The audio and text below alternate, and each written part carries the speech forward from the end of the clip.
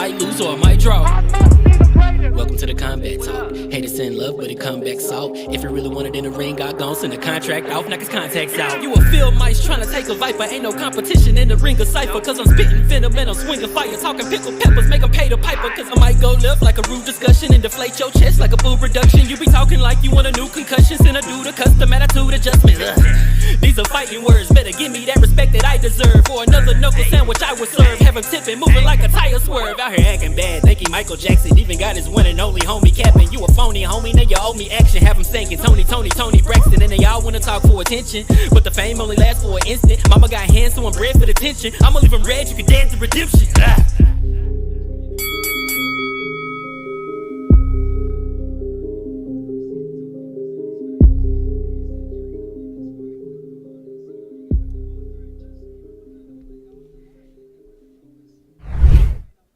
Ladies and gentlemen, good evening and welcome. Presents the featured event of the evening. As tonight, presented Boxing After Dark. Fight talk, can't hit a thing when the lights off. Can't talk heavy with a light jaw. Fight talk, can't hit a thing when your lights off. Can't talk heavy with a light jaw. Might win, might lose, or Ladies and gentlemen, good evening and what's going on, guys? Let me get that emote out of there.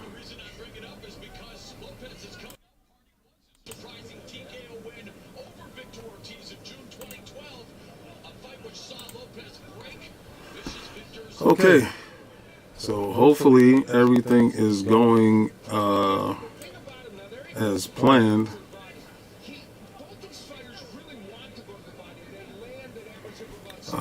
Broke my phone today, which is really nuts.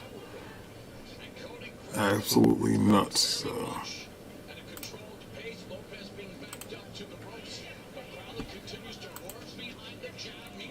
All right, there we go. All right, so let me know if you guys can hear me in the chat. What's going on? Fight night is on. Yeah. Watching the fight right now. So, gonna get our drinks on. I'm gonna have the wife come downstairs, bring me. I'm echoing. All right, let me see. Why am I echoing? Hold on. That's off. I'm echoing. Maybe this right here. Am I still echoing?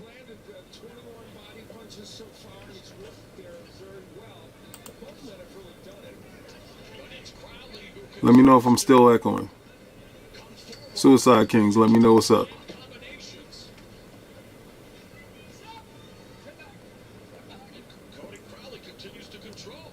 Let me know.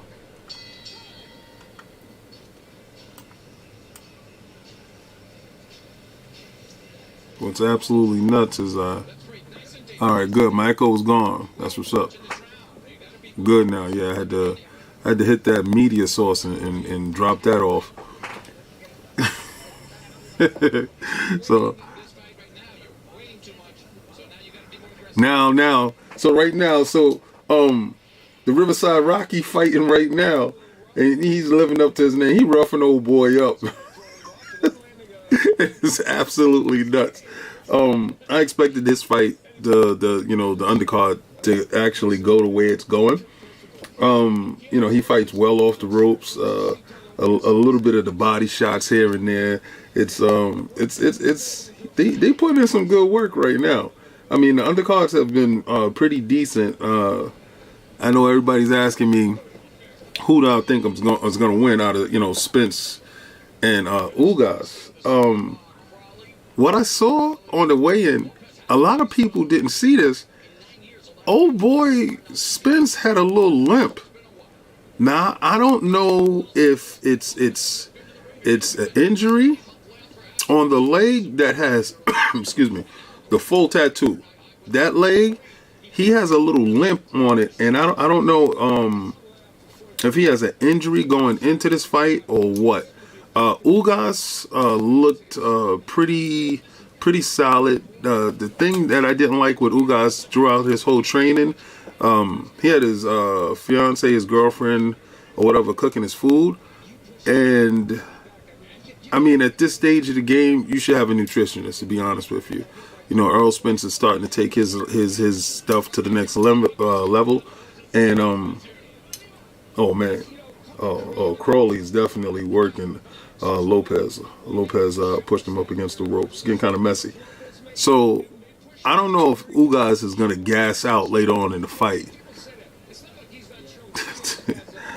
I know Earl is definitely going to be there for 100% of the fight right now. So, what I'm thinking about, honestly, I'm thinking it's going to go 12 rounds, but that all depends on how Ugas approaches the fight. If Ugas approaches the fight like he thinks Earl is weak, or Earl can't stand the pressure, then the fight is going to be an early night, because then he's going to work into Earl's hands. I think his best advantage is to use his longer reach, stay on the outside, and pot shot him from a distance if he can. You know, Earl has really good defense.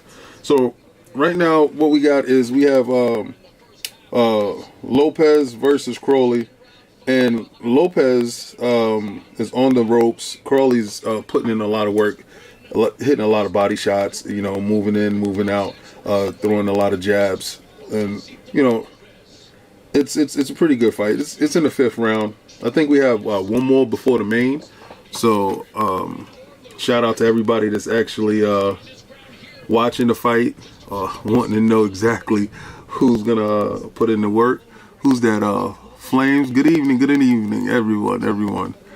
So happy that anybody showed up. Be honest with you.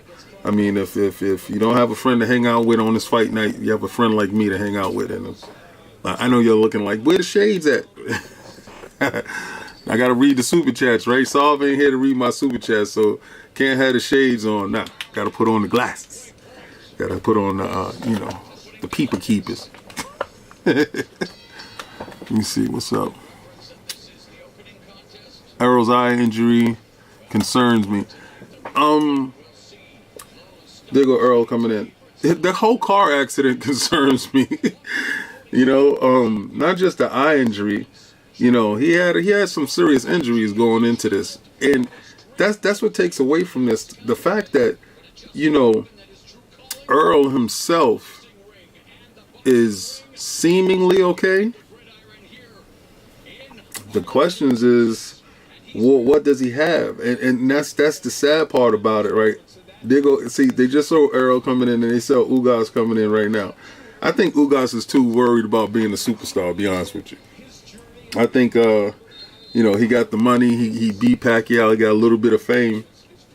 And, you know, he got the pretty girl on his arm. So I think Ugas is worrying about being famous. You know, so this is no time to take your foot off the damn pedal, to be honest with you. This is not it right now. What's going on? All right, so these guys is hugging in the middle of the ring. A little jab, a little right hands. I'm gonna have the wife bring down some stuff. I'm gonna make some mixed drinks right here. You know, it's Saturday. It's fight night.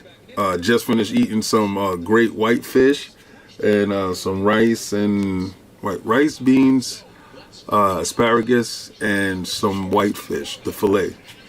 So pretty good stuff. And definitely gonna get some mixed drinks on. So I don't know what y'all drinking on, but I'm about to drink on. So let me see. Danny Garcia doesn't throw punches. Let me see what's up. It's not Danny Garcia doesn't throw punches. Danny Garcia, he how can I say it? He's a counterpuncher. He's a boxer counterpuncher, right? So when Danny Garcia is fighting, Danny Garcia is not going to press the issue unless he has somebody that is of lesser ilk, right? So Danny, he hits hard though. Remember, he's the one that popped Keith Thurman's shoulder out. And he hit Earl in the 9th round with a good left hook that backed Earl up, and Earl stopped putting pressure on him. So Danny Garcia is a top level fighter. I wish Danny Garcia right now would have fought a Bud Crawford, because that fight is available, but he didn't want to take that fight. And I don't think Bud wants to take a fight before securing the Earl Spence fight, to be honest with you. I think Bud is just holding on the outside, trying to get the big payday. He comes with the one little WBO belt, and to be honest with you, he could have came up. When he came up, he was unified undisputed champion at his weight class, and when he came up to 147, when he came up from 140 to 147, he could have directly made himself the mandatory for Earl Spence. He didn't do that, so that showed me right there he wasn't ready for that. He went secured the WBO belt and then brought himself over here demanding an Earl Spence fight. You could have bypassed all that, homie. I don't fall for the shenanigans, to be honest with you. So it's gonna be a good fight either way. I still favor Earl in that, but I got to see what he does with Ugas tonight. I think Earl is gonna put the pedal to the metal on this fight tonight and put in that work. But we have Lopez versus Crowley right now on the undercard, and it's looking good. We're in the 6th round, closing out last couple of seconds of the 6th round. He's pushing Crowley up against the ropes. Lopez is body work a little bit, up top. And we're going to the 7th round. I broke my phone today. Dear God. Broke my phone today. So hard to make any type of freaking calls or do anything. Called in for service to get a new phone. I'm going to probably more than likely run out to T-Mobile in the morning and go pick up a new phone. So got packs this week. Can't be messing around. Let me see. Uga girl wants to be famous for sure. Yo, I have a thing with that. Like, when you're famous, keep your girl, your wife, everybody separated. Keep them away out of that. Nobody should, climb off of your hard work getting there. Of course, if they're supportive all the way through, that's fantastic. That's beautiful. Help them, do a cooking channel, or help them do something. Whatever they're good at, let them stay in that space, because when you're in your space, you earn that space, and let that space be yours. I think Ugas is doing something a little bit wrong right now. Floyd learned the hard lesson of that. Remember Miss Jackson? Exactamente.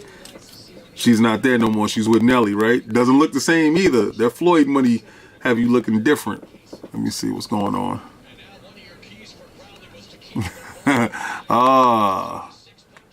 Some lemonade. Yeah.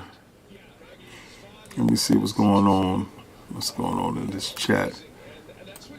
Any thoughts of Conor Benn? I love Conor Benn. I think Conor Benn needs to have a step-up fight moving forward, to be honest with you. Conor Benn is in a space right now where it's either or, to be honest with you. Like, it's either he's going to be a bust or he's going to rise all the way up. Conor Benn has the power. He has the determination. Can he actually achieve greatness? Is out there if Eddie Hearn decides to put him to work, But again, remember, the PBC actually holds everybody that's in his division to fight. So it's really not up to Conor Benn. It's really up to his promoter actually getting him into these fights to mix it up. All right, so Joselito Lopez just got dropped. All right, he got a standing 8 right now. His head looking lumped up. He had a hematoma over his eye right now. All right, so Crawley's stepping in, moving in, sweeping left hook. Another sweeping left hook straight into a straight right hand. He's just working him little by little, and it's that sweeping left hook on the outside when Lopez reaches in, because Lopez wants to work the body, but Crawley is just definitely just sweeping left hook. That's that left hook, because he can't see it. The hematoma is heavy on his side of his face, so he definitely can't see it. He can't see it at all. And it's a detriment to him. His corner needs to be thinking about that. And that hematoma does not look good at all. Especially if you're a body puncher and you're just reaching in. All right, what we got here? We got Ugas pulls off the upset. What does that do to the 20? If Ugas pulls off the upset, you're gonna see Earl Spence have a rematch. You know, regardless to what. So that further puts Crawford on the back burner, whereas Crawford should have been fighting Thurman, should have been fighting Danny Garcia. I thought that Porter fight, I got a weird take on it. They're friends, man, and Porter knew that he was going taking a sidestep. That's not the same Porter that fought Spence. Be honest with you, that's not the same Porter. You know, but I'll see. Hey, babe. I can't even text her to tell her to bring me down the stuff.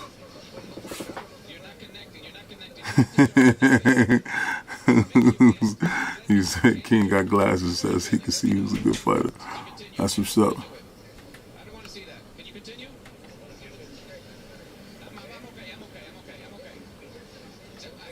Down scope. Let me see. Okay, Ugas, let's go.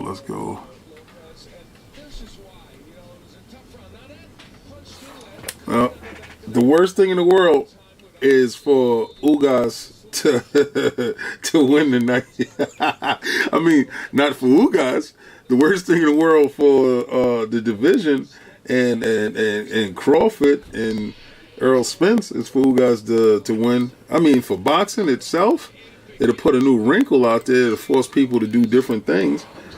So, Joselito Lopez is taking this left hook off the side of his head, and the hematoma is so big.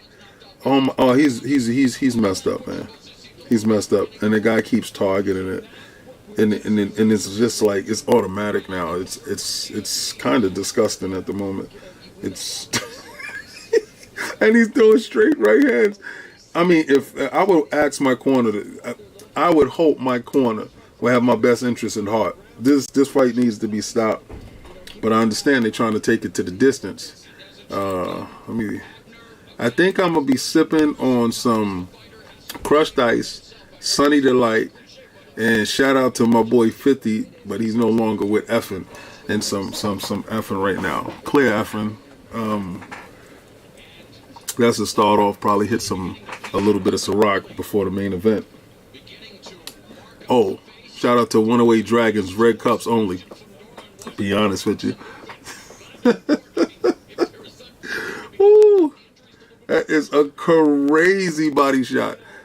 So dudes is clowning me because of my little emoji, right? My little here, let me hit that right. Where he at? Come here. Addict taught me how to do it, but am I doing it properly? Nope.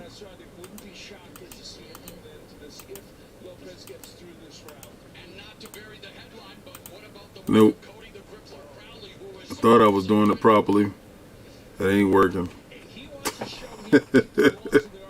That's what happens when you running it yourself.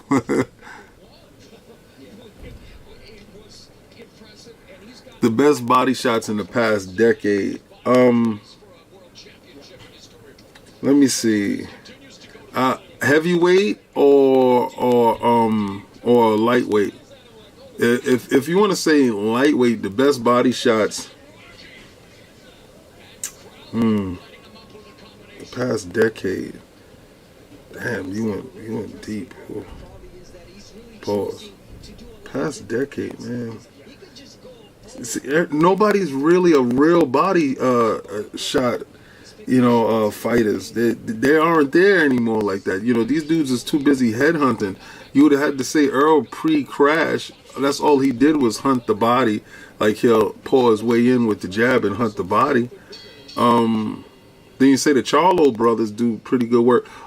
You know what? I'm going to have to go with Canelo. I think Canelo has the best body attack that is highly underrated because everybody's too busy looking at his right hands or the left hooks off the jab. I think Canelo is a severely underrated body puncher. So I would, me personally, I would go with Canelo. I think Canelo is probably the best body puncher that we got going on right now. Ricky Hatton? Are you crazy? I have a problem with Ricky Hatton's opposition. Ricky Hatton had a nation pushing behind him. I had a problem with Ricky Hatton's opposition because when he actually stepped up to fight the best, and remember the best two, either A or B, either one you want to put, was Floyd and was Pacquiao.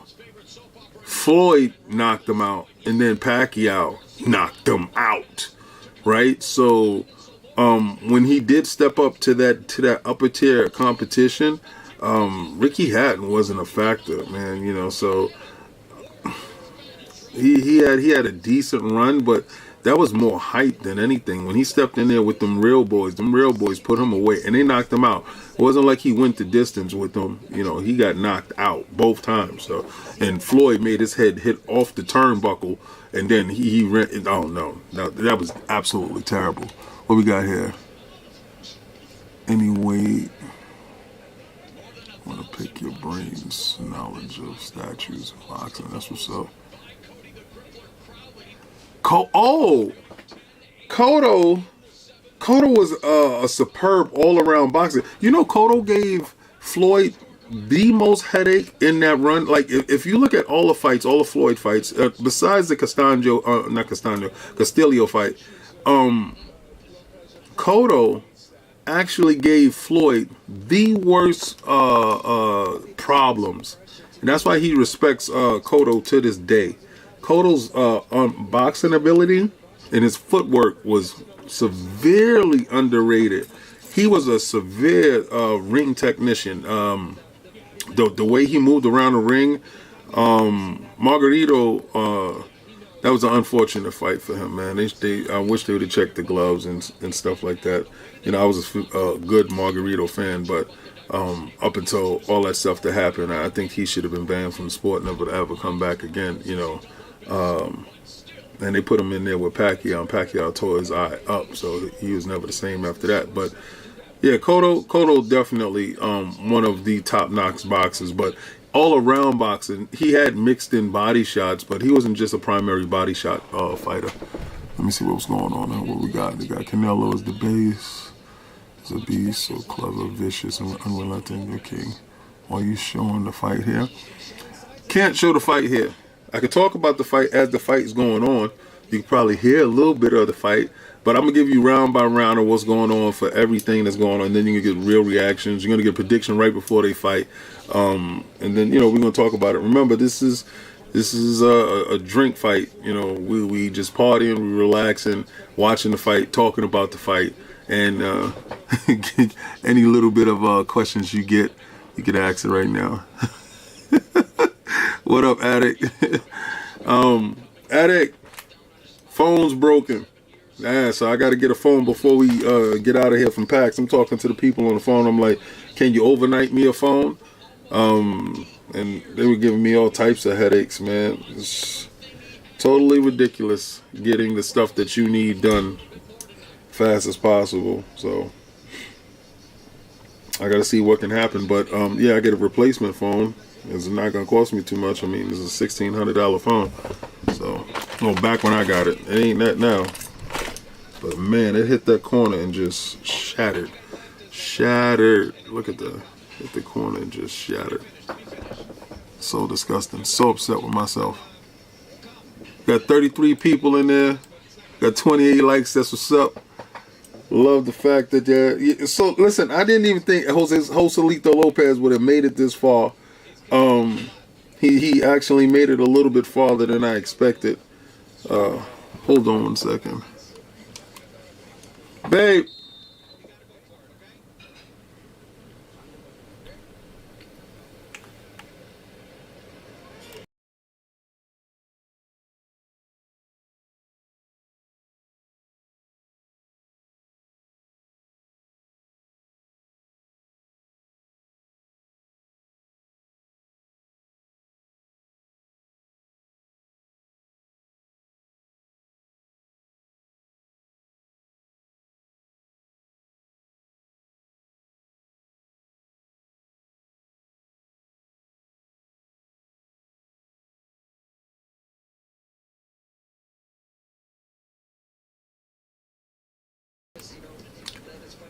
Yeah, I muted myself. Said we can't call Joselito Lopez out. No, we can't. It's 10-10 right now. Carly's been beating him. That hematoma is working his eye. So, man, listen. He counted himself out.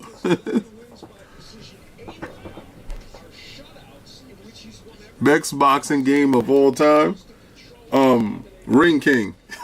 Yeah. I was playing that today. I was playing Ring King today. I put on my Turbo Graphics. Was playing that. Then I was playing a little bit of Nintendo. I got to bring my Super NES downstairs. I got to bring that downstairs. I can't wait for them to do more retro. Consoles. I know I'm definitely gonna have my what's that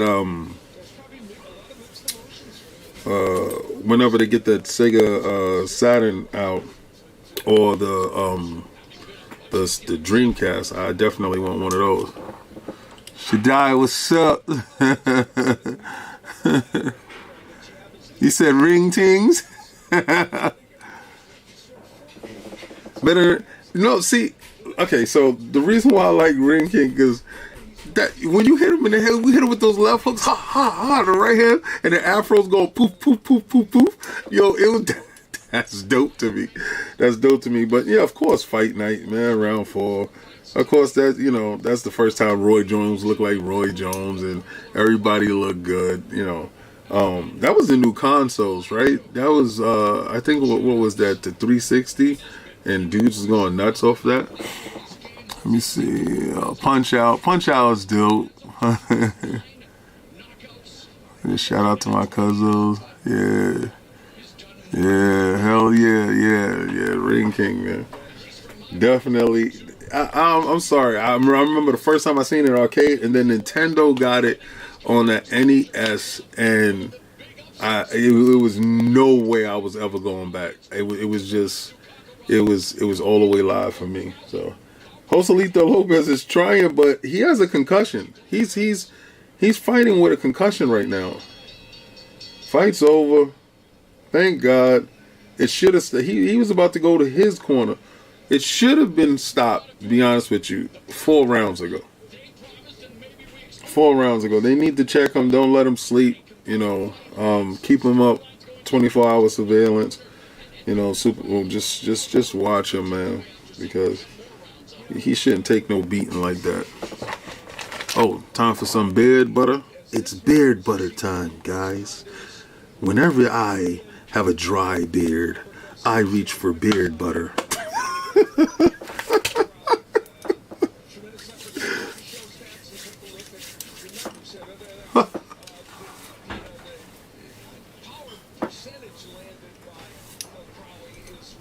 Yeah, that's it. Carly won. I mean, and this is the first time I'm seeing Carly fight. So, he had a good account of himself on the pay-per-view.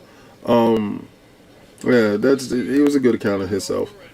He to beat Joselito Lopez, and remember, Joselito Lopez is one of the good journeymen that we have in the sport of boxing. But I think he only have like 2 or 3 more fights like that, taking that type of beating. Hold on 1 second, guys. Gotta switch my camera off for a second.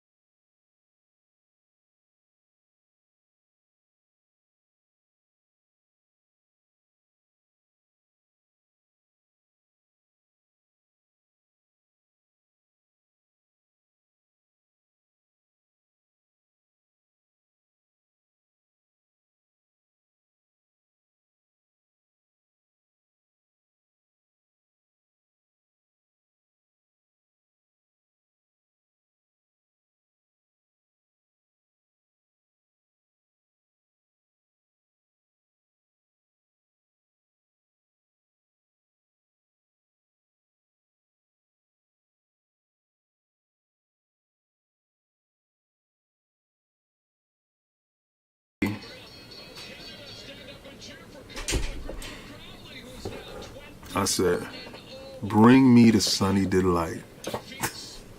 No. What I got is the Dr. Pepper. Yeah, Dr. Pepper, I need a sponsorship. No, I need a sponsorship, Dr. Pepper. All right, so,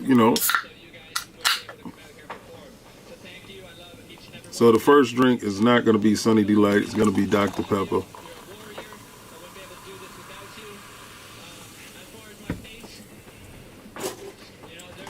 Red cups only. Red cups only. Shout out to anybody that understands. I don't know. Is it a New York thing? Tell me do you have this around the world, in other places of the world? The red cup is the red cup a thing? See, and then I'm a weirdo. I gotta have a red straw. So, and then you notice how they all mix, right? You notice how it mix, right? So check it out. The red cup, and then the red straw, but the cup is white inside with the and my red straw got the little white twizzle. So what's up?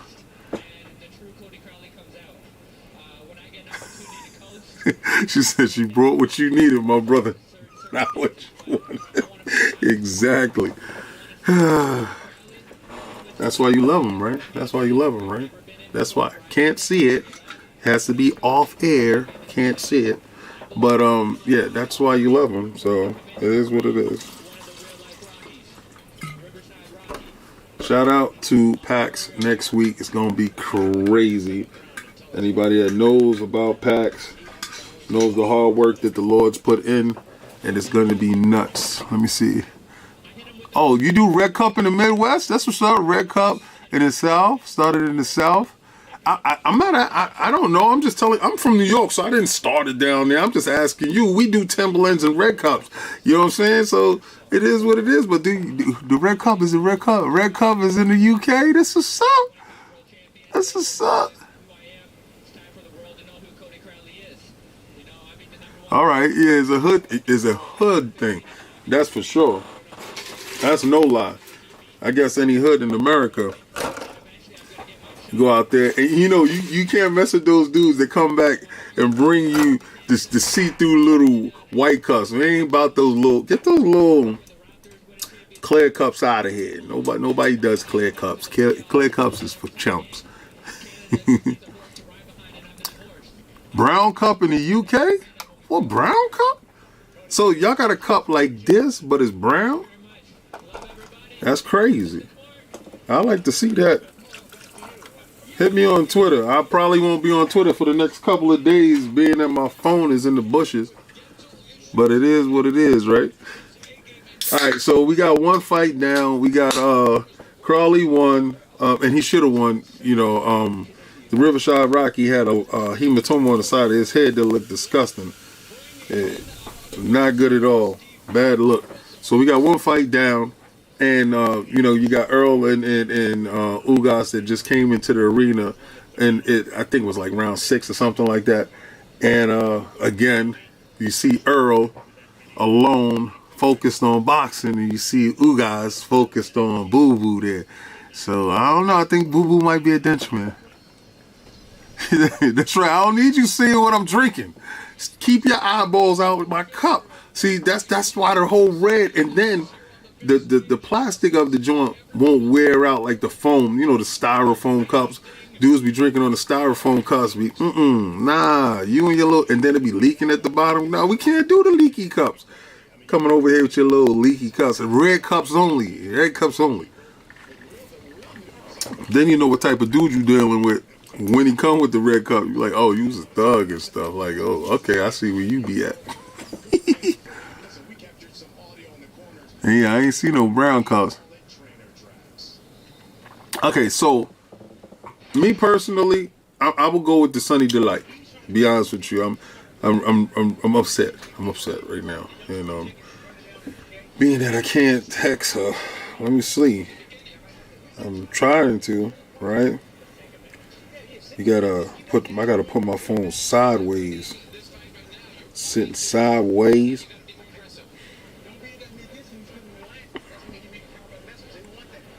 Bring me the juice, please. This Dr. Pepper's disgusting. See, Dr. Pepper, if you'd have gave me the bag, then I would have told you it was good.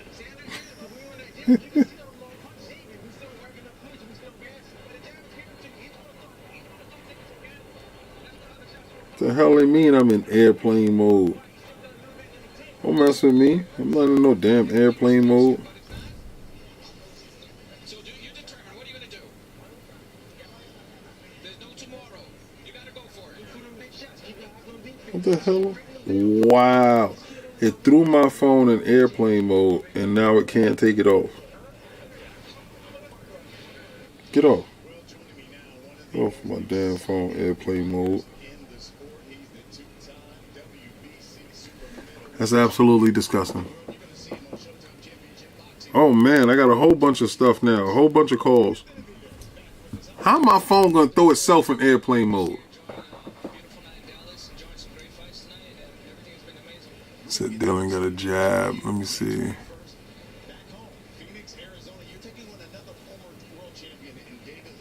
We gonna have a combat talk whenever. We all talking right now. What's going on? What's going on? Ooh! You got a lot of dudes there that's ready for these fights right now. Oh, and you know what? She know my phone is broke, and she gonna text me back like a. She gonna text me back. It's the life. This is the life. All right, hold on. Let me block this while she comes down.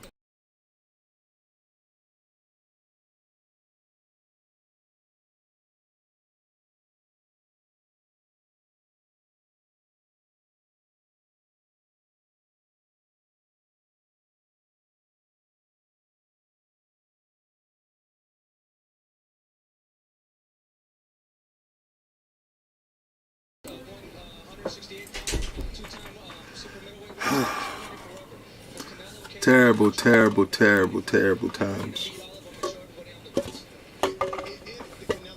Now, you gotta pour your drink properly.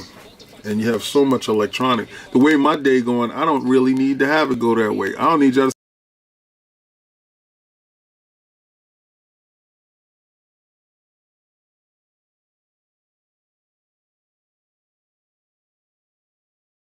to the video footage.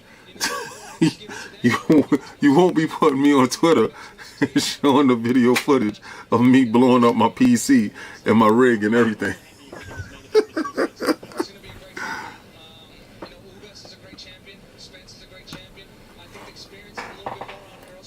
Everybody wants Errol Spence to win. Yeah, you can want a lot of things, but is it gonna happen? We'll see later on tonight. I think he's more focused than he's ever been, though, to be honest with you. 100%. I think this is the most focused that we're going to see him be. And I honestly expect him to pull it out. If Ugas feels froggy, it's going to be crazy. So, yeah, Valence Ugas. Oh, we have...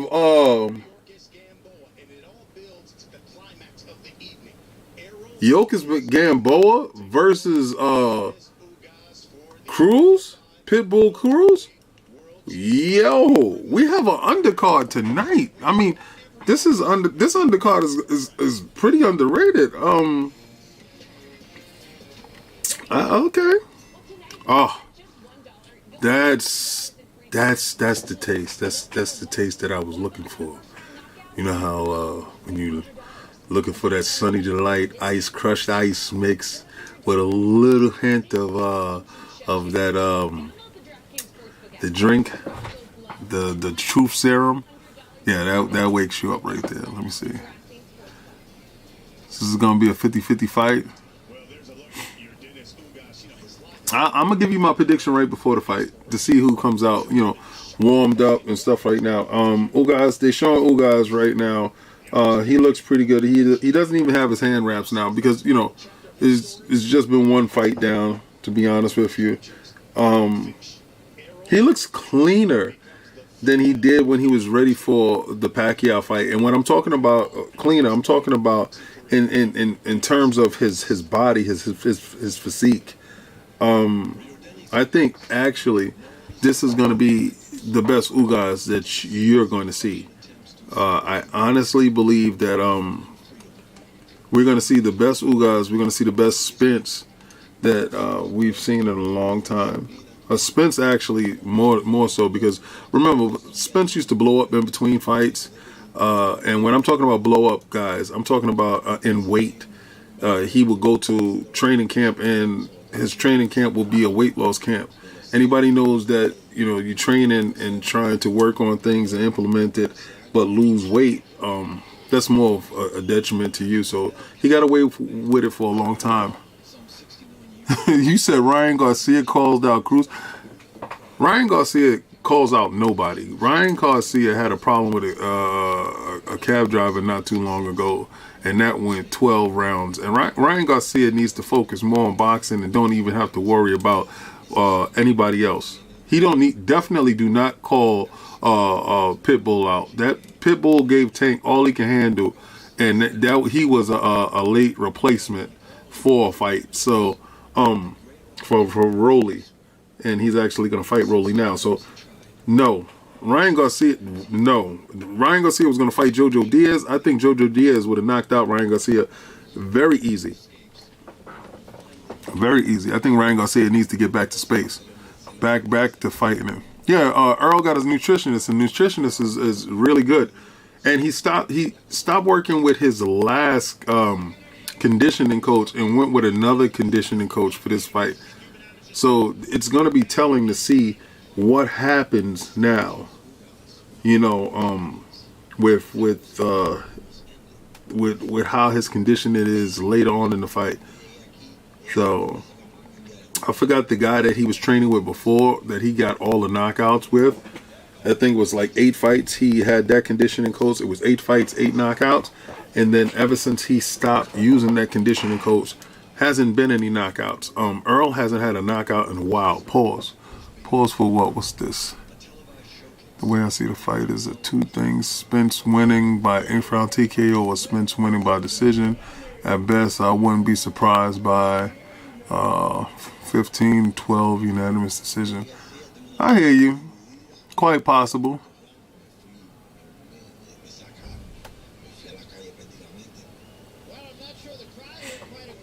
Yeah, Gamboa. Yeah. Gamboa isn't what he used to be, but and the same thing with Gamboa, he blows up in between fights. He blows up, pause. You say 30 pounds in between fights. Gamboa's best weight is 135. He's a very small man in stature. So when he's going to fight right now, it's well past his prime. When 50 Cent had him, I think they wasted him. They put him in there with Bud, and he caught Bud with a good shot. But the problem with that fight was he had a bad leg injury, and then that same thing reared its ugly head when he fought Tank. He was basically fighting Tank with one leg, and he still, to me, put up a great account of himself when he fought Tank with that. And I'm talking about Gamboa with that bad leg. So I don't know. You know, everybody's saying that Manny Pacquiao was a shell of himself when he fought Ugas.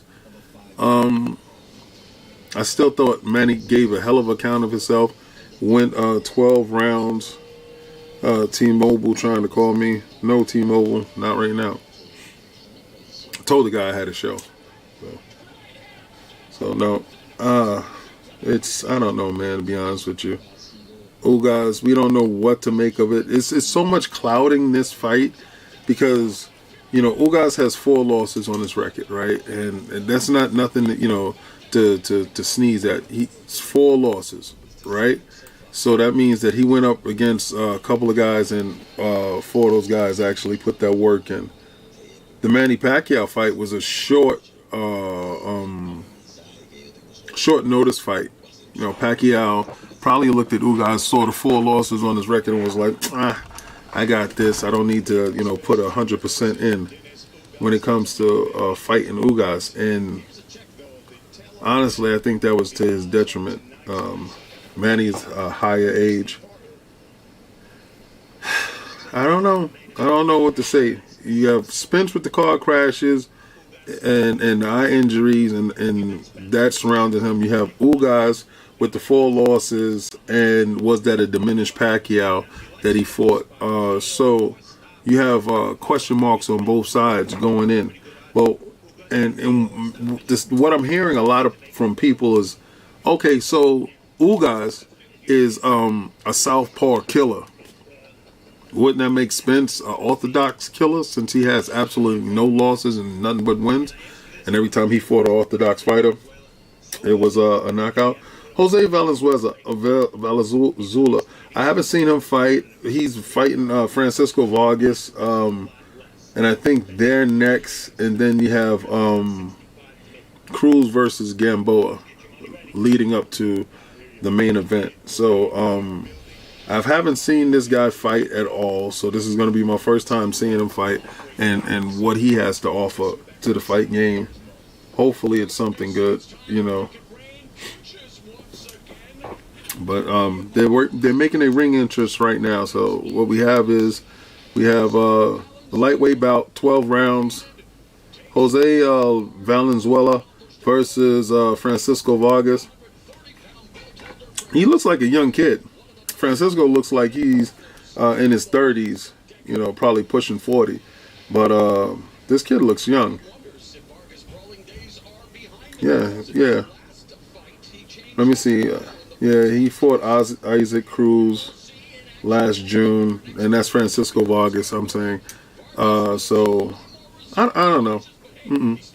So they just probably bringing Valenzuela through to his next level, probably taking him to the next level. So this is probably just a stepping stone fight. I don't know who's his promoter, and yeah. Oh, see, he's a young kid. He turns 23. Okay, so it should be fresh, should be early. Hopefully we can see at least a 4th round knockout. I'm doing pretty good. I'm getting this under my feet. All right, so check it out. So for the channel, right?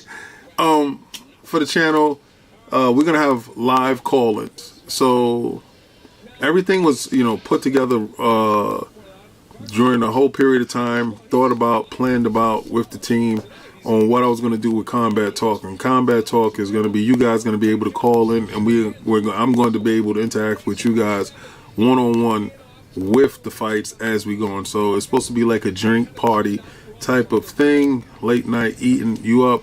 If you're by yourself, you're with me. If I'm by myself, I'm with y'all. So that's what I'm looking for that to be. And we're going to have all that stuff. So you're going to have a number to call. You're going to have, and you call the number. Boom. We talk. And we're going to be talking about these fights. We're going to be talking about the fights live while they're happening. And I'm probably going to do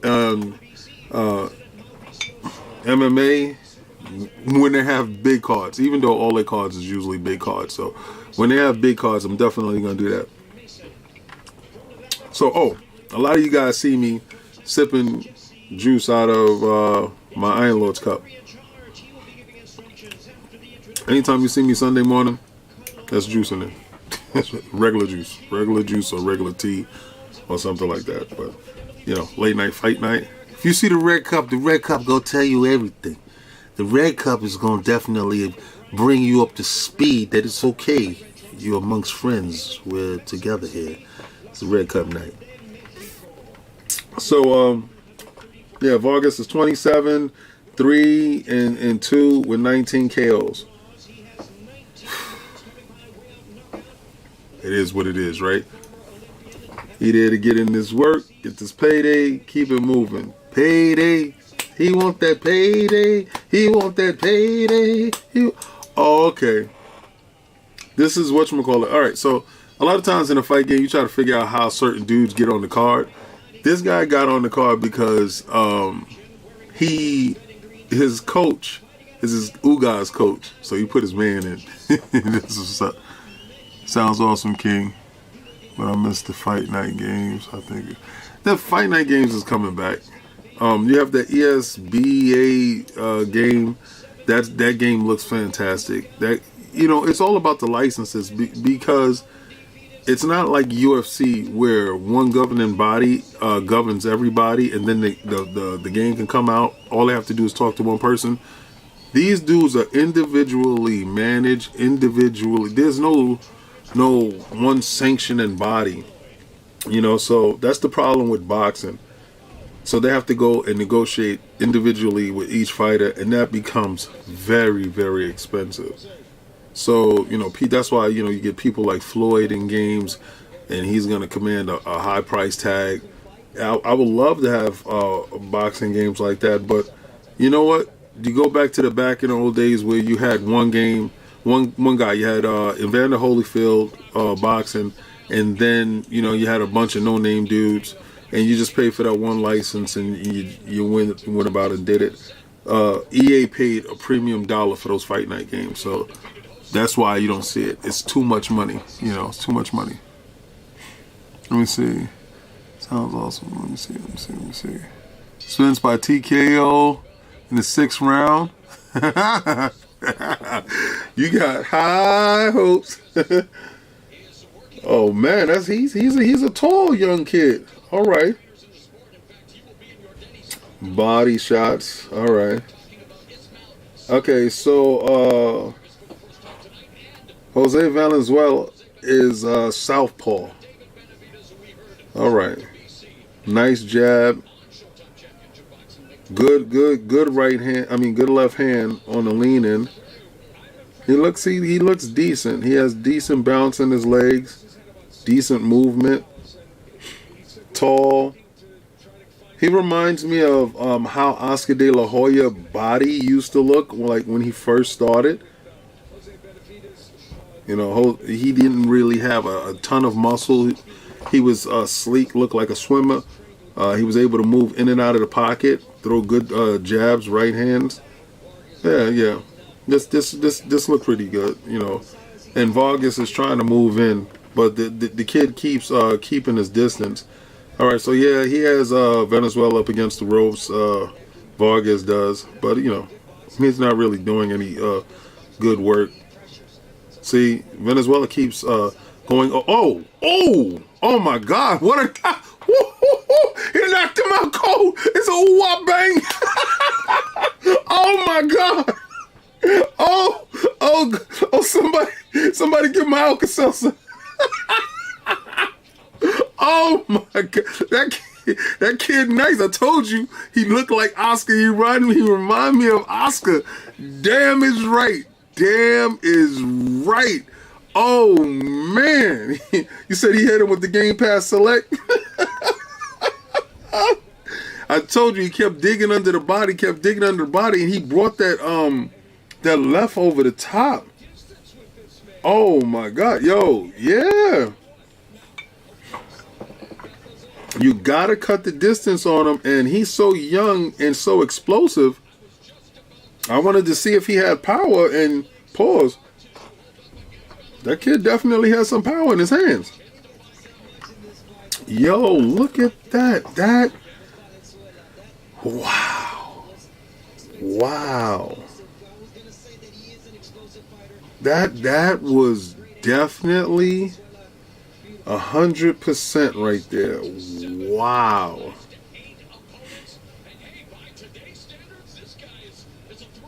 That's out of control. Let me see.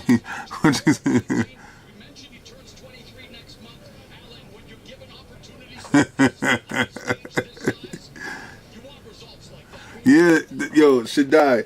The fact that he's a left-hander with power like that is that's telling, man. At that age, jeez, that kid is strong, and he with the PVC. Woo, boy, you better stay away from these young boys. Yes, yo, they didn't expect that fight to go that fast. They thought it was gonna get. I expected it to go 4 rounds. I said 4 rounds, then I see what the young boy got. Oh my God! Check his blood.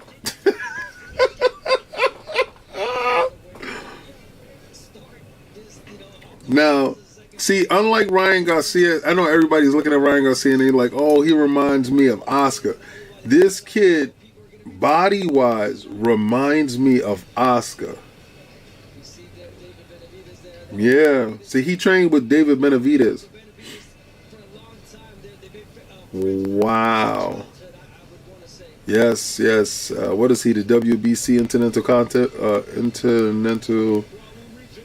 Continental Champion. I gotta see the shot. The shot is crazy. He paws over and he sweeps it. Bow! Right under the jaw. Wow. He swept it over the lazy right hand. Yeah, the referee is so extra. The referee is so extra. Yo, look at it. He swept it under the lazy right. Hit the side of the jaw. That's official tissues.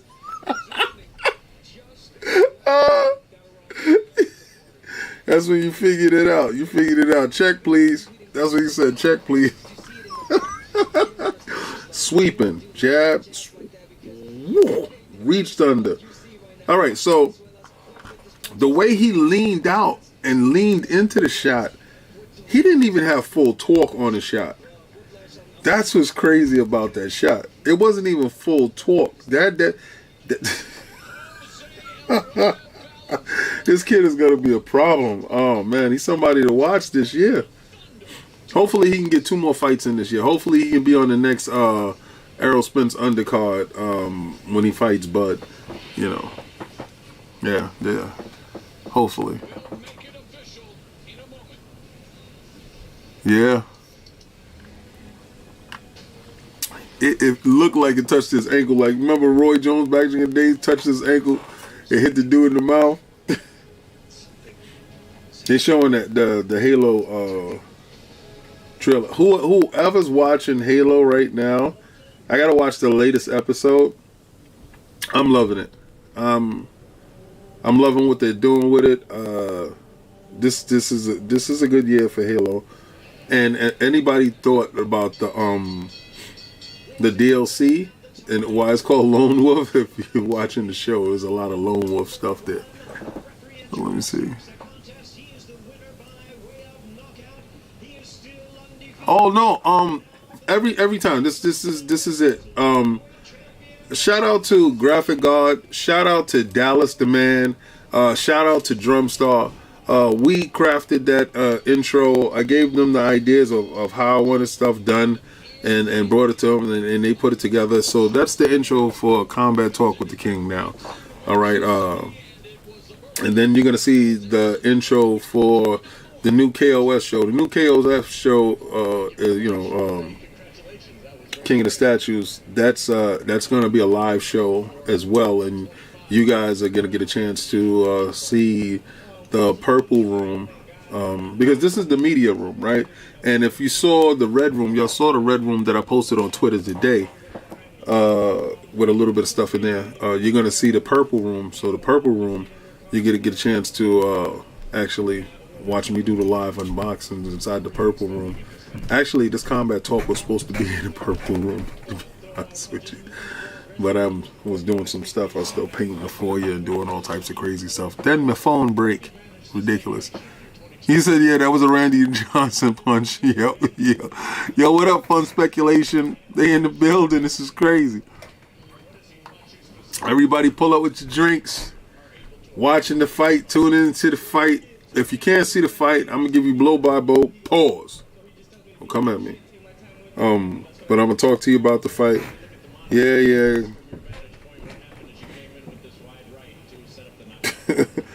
Wife said send the link.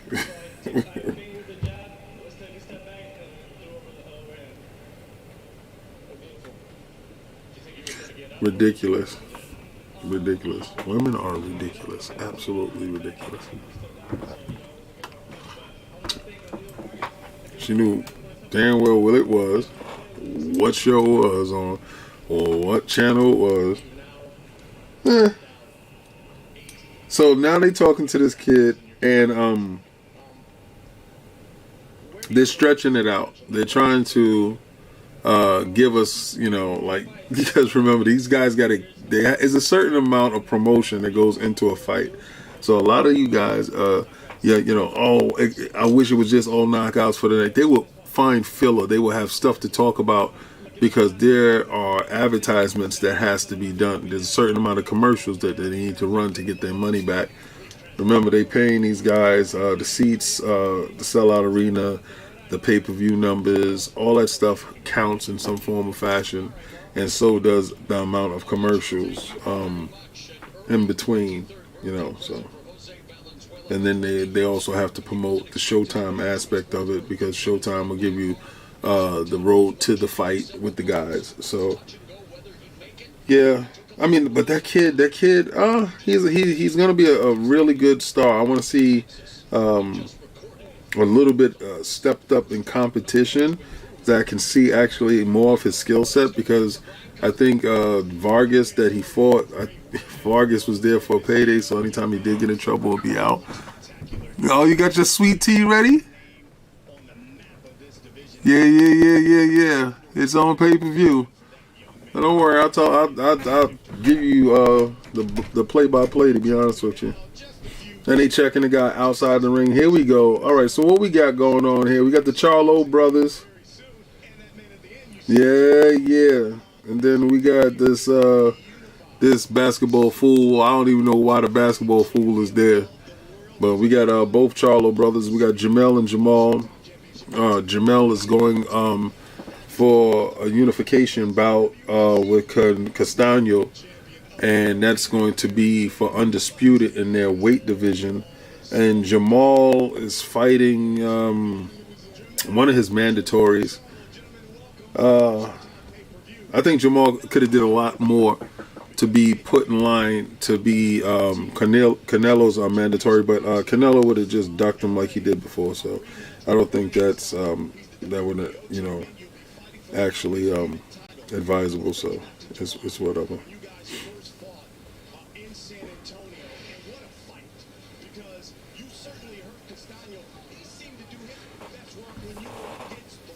That was a good fight. Jamel versus Castaño. That was a good fight. I thought that Castaño put in a lot of the early work, and I thought Jamal actually had a lot of the telling shots. So it was kind of justified in the outcome. Also, so Jamel has the Mounties hat. So anybody's Canadian, he has a Canadian Mounties hat.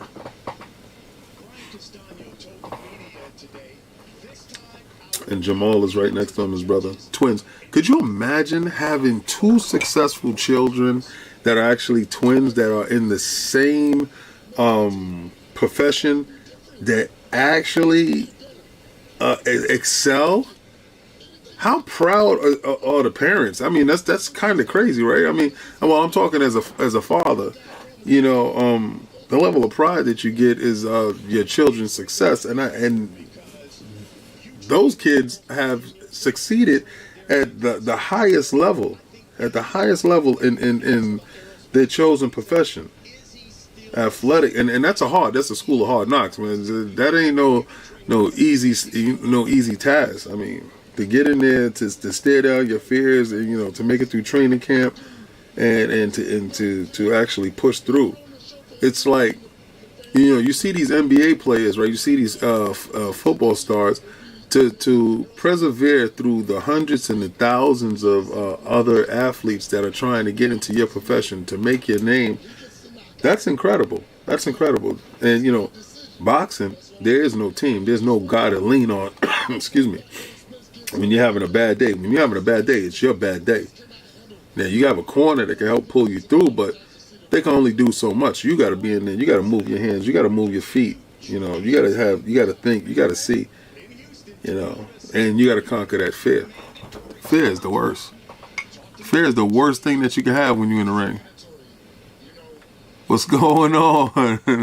Only on Xbox. What's going on? The Klitschko brothers. I love those guys, and shout out to the Ukraine fighting as hard as they are. Respect. But we saw their pedigree from their fighters that made it over. Alexander Usyk, the Klitschko brothers. What's Lomachenko? Respect to the hard workers, the blue collared countrymen. So we see that what type of individuals that they make, and they've been live on the front stage. The Klitschko's, they went from sports to politics, and definitely early on they excelled from being doctors to sports, and they've excelled in every level of any endeavor that they achieved to go to. Ridiculous, fantastic stuff.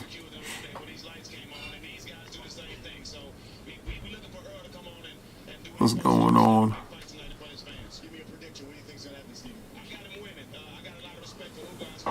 I would never want to see the Charlo brothers fight, and I never wanted to see the Klitschko brothers fight. I don't even like to see friends fight, But let's be real. Bud fought Sean Porter, and that's his friend.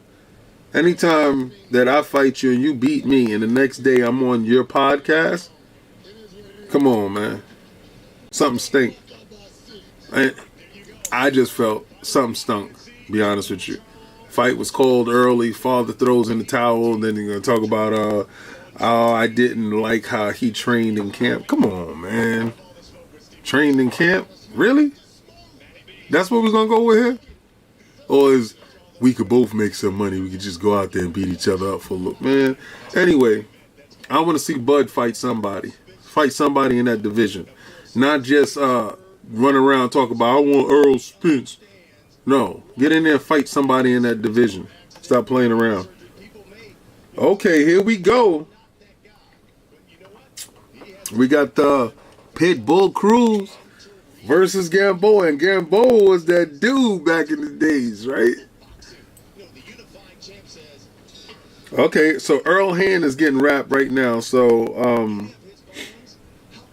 right now they putting the hand wrap on. Once that first knockout went down with the last fight, then they accelerated their program. They called them up. The phone call goes through, and they tell them, they give them a countdown, give them an ETA, and tell them to start getting ready, because there's different levels of getting ready when you're inside the green room in the back, getting your stuff together. So right now they're going through the Showtime joint with Earl, and he's there with Brian Custer. So he's in the ring with Brian Custer. Brian Custer's a heavyweight. This is ridiculous. Let me see.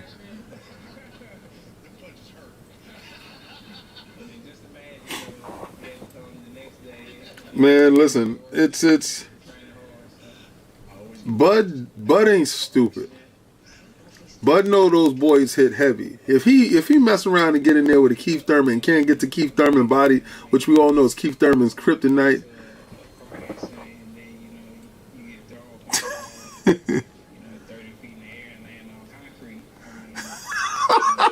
He said, all right, so we got a super chat from Lord Cognito. What up, Cog? Oh, you sending to my fund my phone, because my phone is dead till I can get another one. It says, sup, King? First time caller, long time listener. Why 50 Cent don't rock with Gamboa no more? Thanks, Cog. 50 Cent used to promote Ugas Gamboa, and it was the thought of a good idea, right? So this is when Floyd lied to 50 and said that they both was going to work on getting TMT promotions together. That's when, 50 Cent had these headsets, and that's when 50 Cent did Effin' Vodka, and 50 Cent was putting that movies, the TV shows together, Power. He was doing that stuff. So 50 Cent was still getting G-Unit money. G-Unit sneakers still had the vitamin water money, and he's still doing this stuff. So he's moving up. He's getting up higher.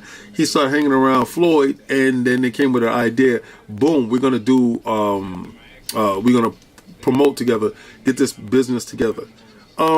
Again, you're talking about millionaires and trying to be billionaires. There's going to be some friction there, you know. I don't think a lot of dudes work together properly. So what happened was 50 Cent went out and started getting a bunch of fighters like Mickey Bay, Gamboa, and a couple other fighters. He had a good stable, a good stable of 10 fighters.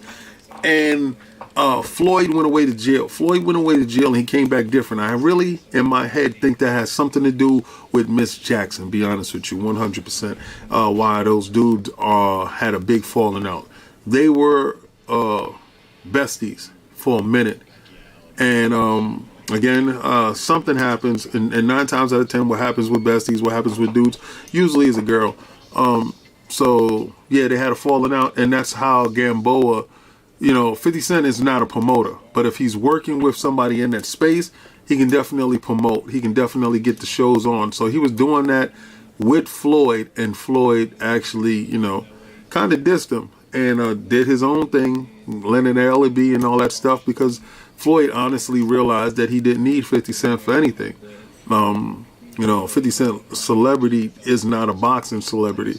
So that's when they had their riff. So that's why he doesn't do promote Gamboa no more. But Gamboa is still ushered into the PBC. So that answers that question. Salute to you, King. Glad you decided to stream the fight night and spend some time with the realm. Appreciate you for what you do. 100%. That's Skinwalker the Jedi. Thank you so much for the $5 super chat. That goes to the Fix King's phone fund. Oh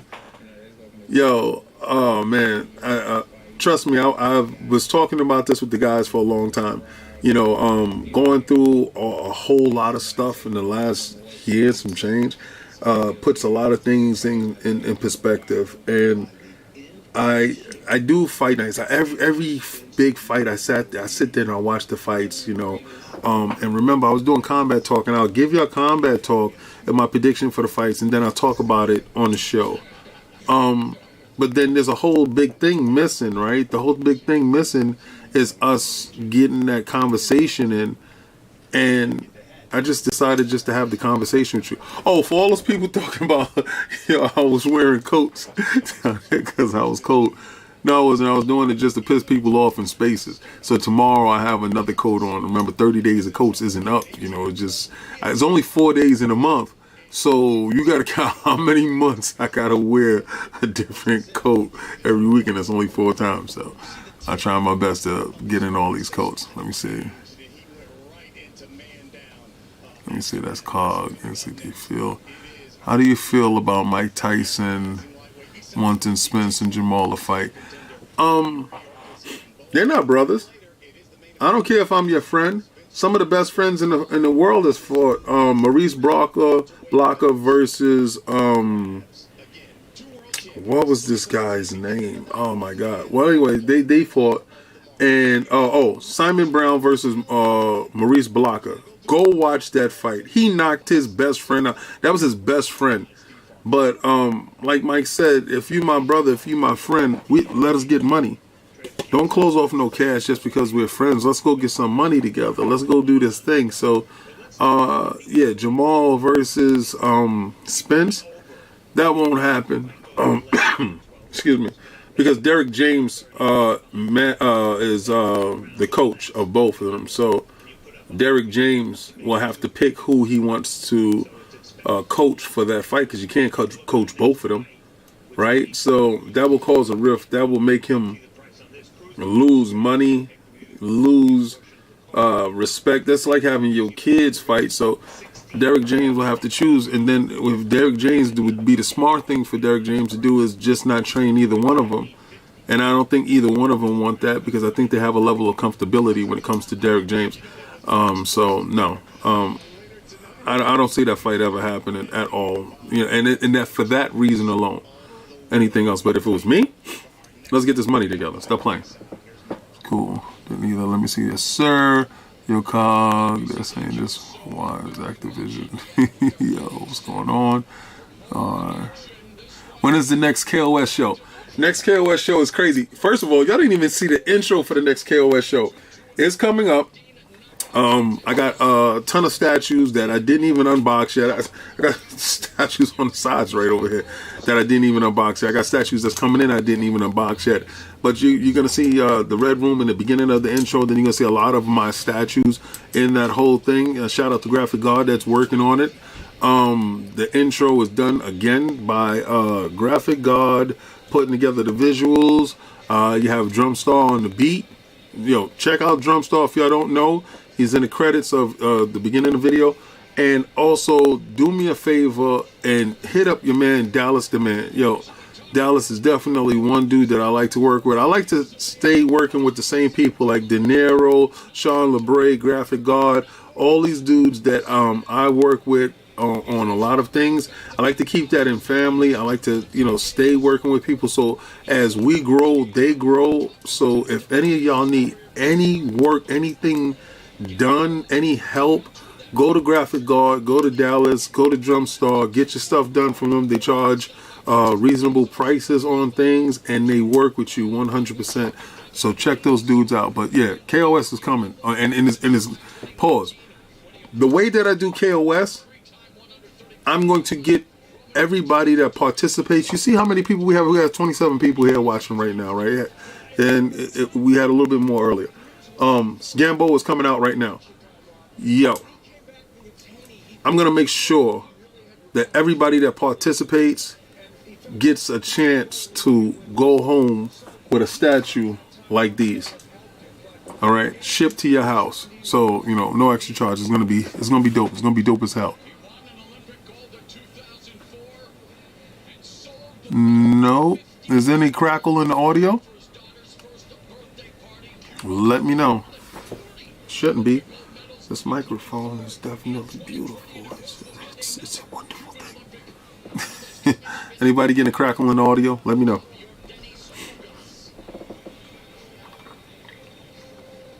All right, so we have Gamboa. And he's up there. Oh, he's ready. Well, I don't know. Gamboa looks nice. So Isaac Cruz is coming out right now. I don't know.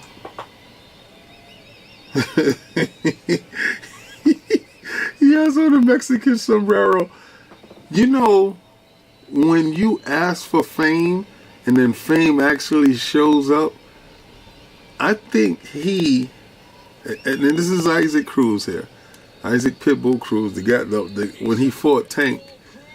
Remember, he was a last-minute replacement for Rolly Romero. And I think he's soaking up the newfound stardom that he got from, you hear a little crackle. I don't know where that could be from. It can't be. Is it? Let me see. How it sounds. Let me know.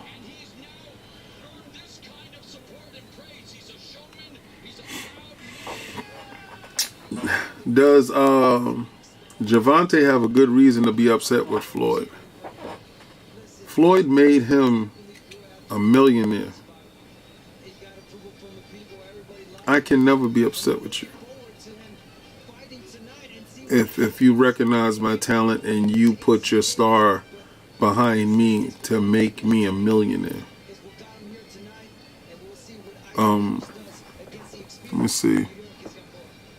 Evan P with the 1999 super chat. My favorite Iron Lord to watch. Thank you, brother. Obi-Wan of the Xbox culture. That's what's up. The Lord, because let me see.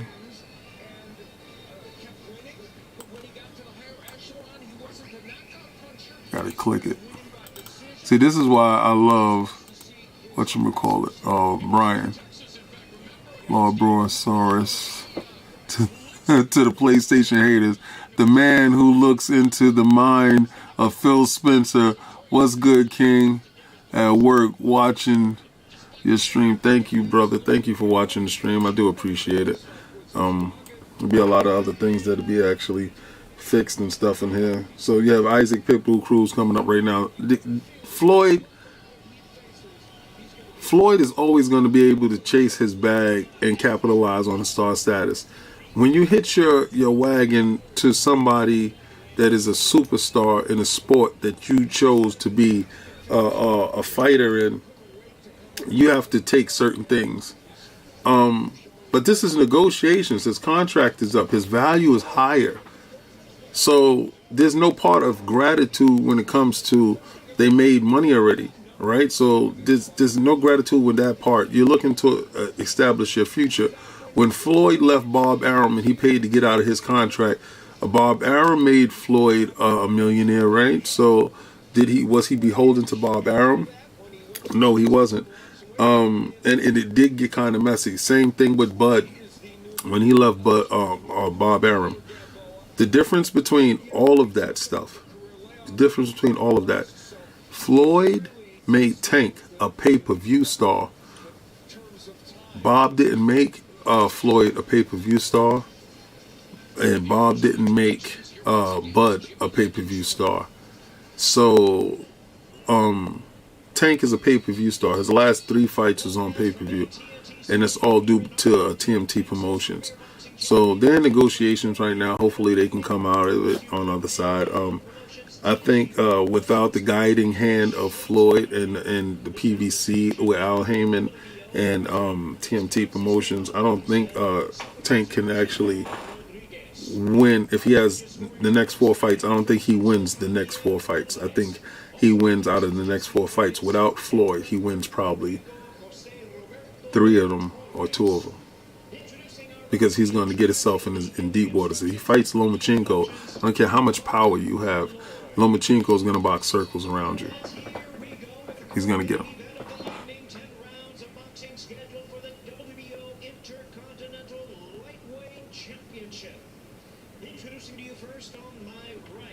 What he said? He said it's my beard drying out. Yo, you stupid. Yeah, I think it's fake beef. I think it's fake beef to promote that fight that they had up there for weeks at the Barclays Center that didn't sell out. So, yeah, I think it's fake beef. Be honest with you. That's Floyd Mayweather's promotional tactic. He's been doing fake beef for years to actually enhance his portfolio. They're talking about Gamboa right now. So Gamboa is being introduced. Puerto Rican, Cuban flag, sorry. Here we go. All right. Isaac Pitbull Cruz, 22, 2 losses, 1 draw, 15 by way of knockout. Has Gamboa become the stepping stone for up-and-comers? Dear God, let's hope not. Let's hope not. If he knocks out Isaac Cruz right now, this is going to be the quickest, fastest little rise to stardom that you've ever seen in your life. Let me see. Nah. Ryan Garcia is not the real deal, to be honest with you. Sovereign, what's going on? They actually doing a fund my phone.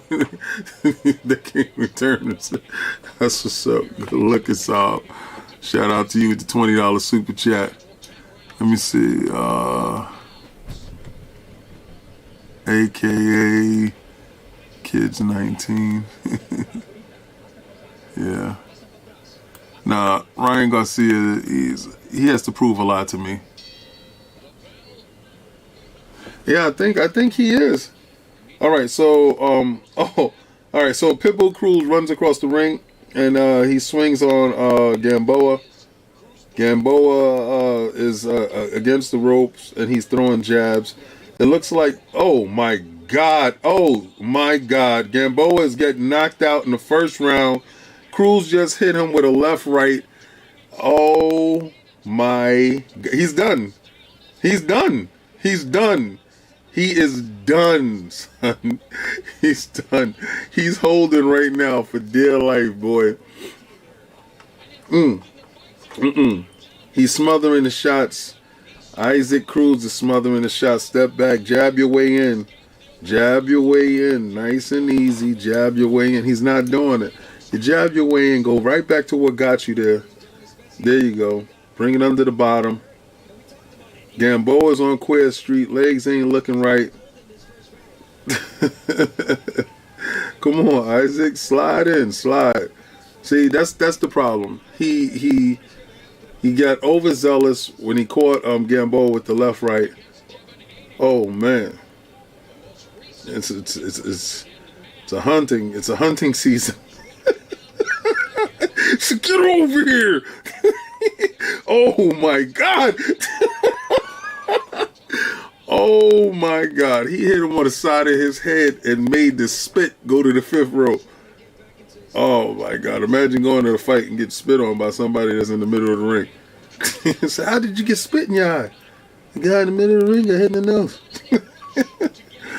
Oh man. He pulls his head back when he pulls out a fight and clinches. It's just a hold fest right now. Gamboa is holding on him, trying to act like he ain't holding on him. It's not a good look. This is absolutely disgusting. So Gamboa is jabbing. So Gamboa's head is a little bit clearer. Isaac Cruz, he smothered all the shots, and he let Gamboa hold him. And This is not good. This is not good. So Isaac Cruz keeps throwing the jab and throwing the overhand right, but he's not actually working Gamboa.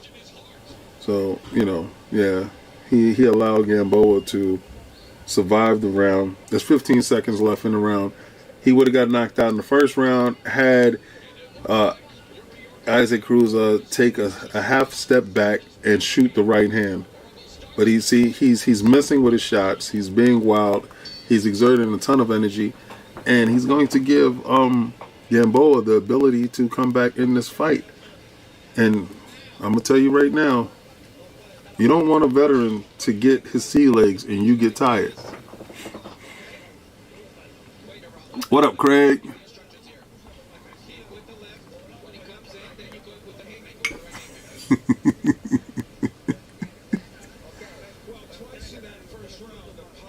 You think Jake Paul is the truth? You wild crazy. See?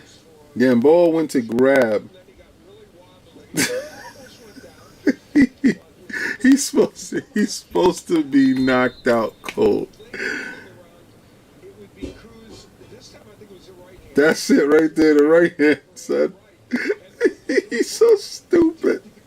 All he had to do was close the gap and stay close. But there it is. He's back to his energetic self. Jab, low squat. Okay, so you hit Gamboa. See, now Gamboa is fighting back. I told y'all before, don't let an old veteran survive. Take your best shot and then get a chance to put in his work. Oh, yo, now Gamboa has him up against the ropes, putting in work. This doesn't make any sense. Literally, Gamboa was out on his feet in the first round, and Isaac Cruz,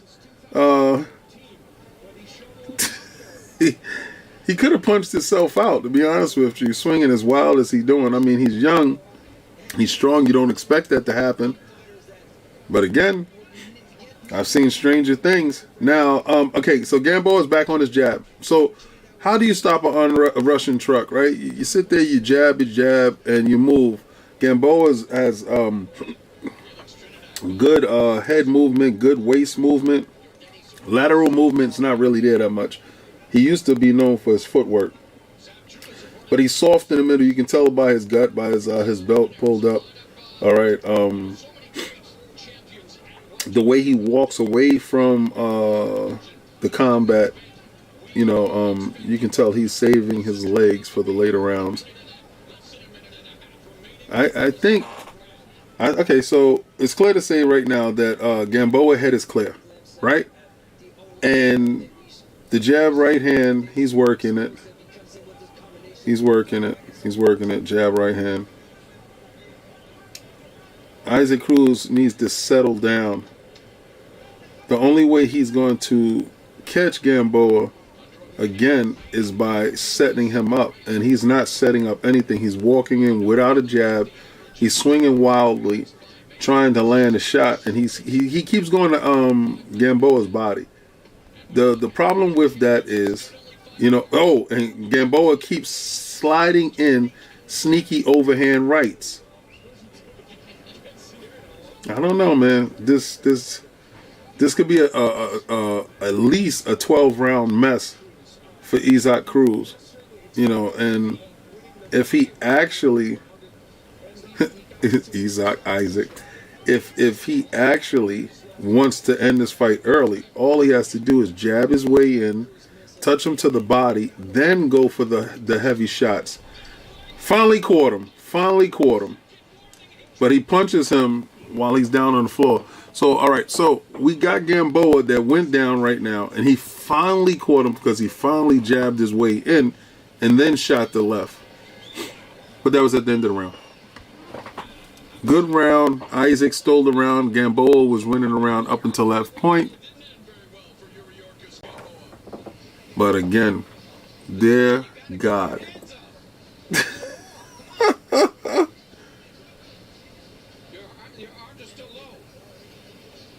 Something happened. Something happened. Something happened. He's complaining about something. Oh, okay. Straight to the body. Boom. Right to the face. Straight to the body. Right to the jaw. Okay. He was overwhelming him with shots. So he was going from the body all the way up to the head. From the body all the way up to the head. Good stuff.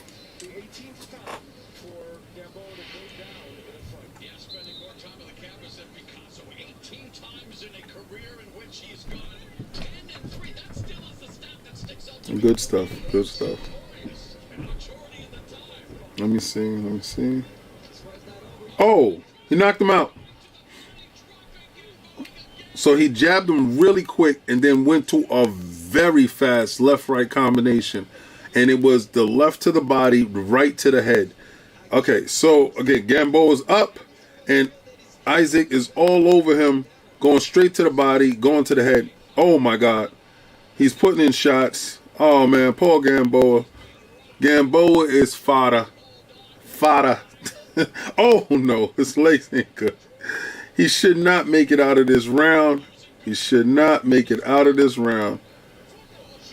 Oh my God. Round 3. And this is the fight before the main event. Here we go. Oh. That's a hell of a body shot. Gamboa just got hit with a body shot and he just threw Isaac on the floor. This has turned into a tackle fest. But Isaac is young enough to actually get up with no ill effects. Gamboa looks weak. Punch drunk.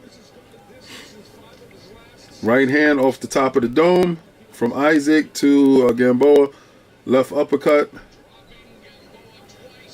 All right.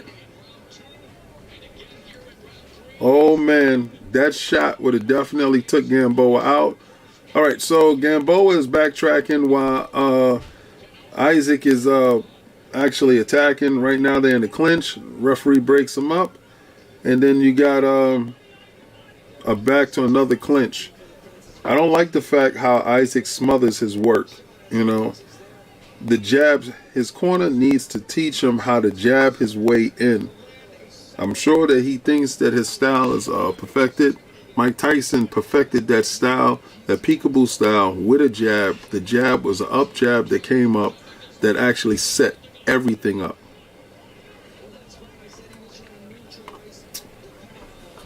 And that's the problem. He has no jab. Everything he relies on is hooks and uppercuts. See? He leans and he throws a lot of hooks. That's not good. He's not going to have any longevity. He walks into somebody that has a serious jab. That's why Tank was able to beat him. Tank has a jab. And Tank has the same amount of power. Jab. Oh, man. I don't know how the hell Gamboa is standing up. The fight is definitely fire. This is definitely a worthy fight before the main event. Isaac keeps smothering his work, man. I would be so furious with him in the corner whenever he came back, because everything he does is like a leaping left hook that leads to a clinch. And he has to understand he's initiated. Gamboa legs his shot. He's done. He should not be there. You definitely should have landed something that can definitely finish the fight, but you didn't. You haven't done it. So, you know, they're sitting in the corner and they're rubbing him around, down, pause. And they're telling him, you know, get his timing down. This guy is in survival mode. I hope I can hear Isaac Cruz corner tell him, jab your way in, make it easy work. Let me see. Let me see. Left hook, straight off the rip, caught him on the jaw, and he caught Gamboa when he was exchanging with a left hook.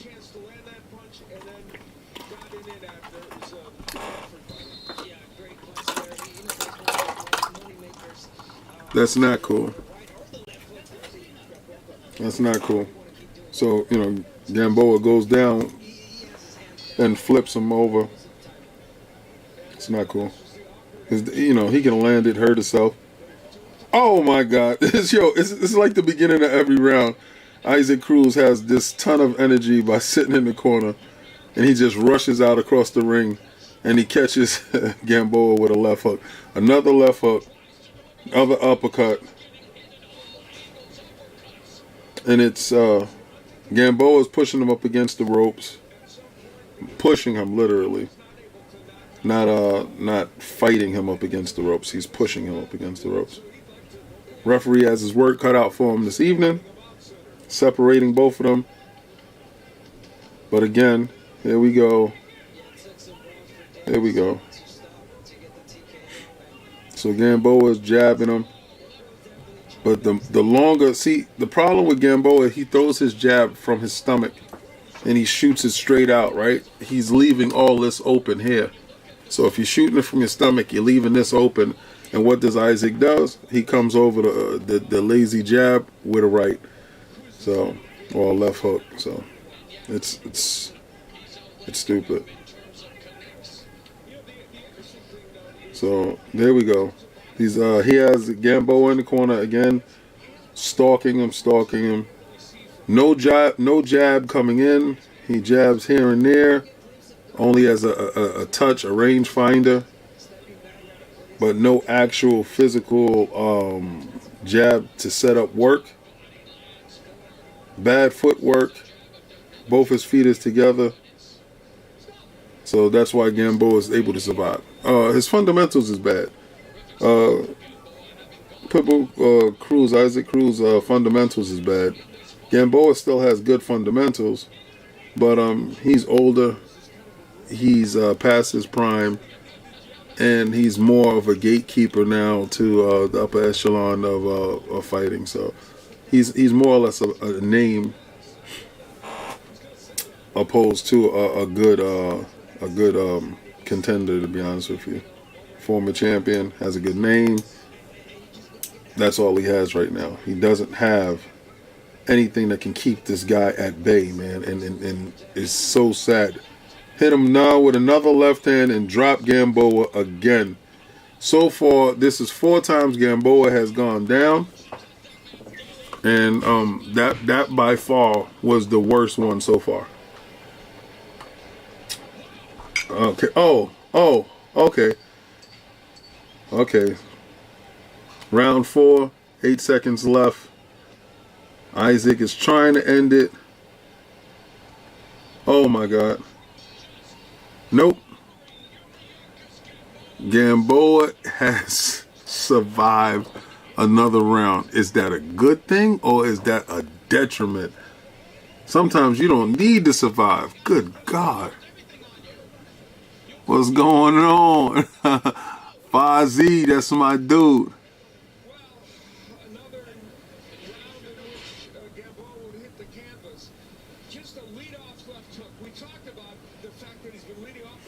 Get a wheelchair out for Gamboa. Get a stretcher out, man. Just put out a whole lazy boy for the dude. Oh my God. The left hook was murderous. Absolutely murderous. That was, oh my God. That was absolutely murderous. Let me see. Let me see if I can get this little king emoji out. Can I get it out? Pause.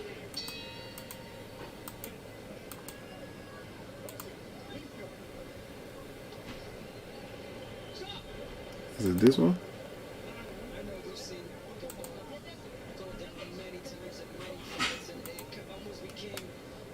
I don't know.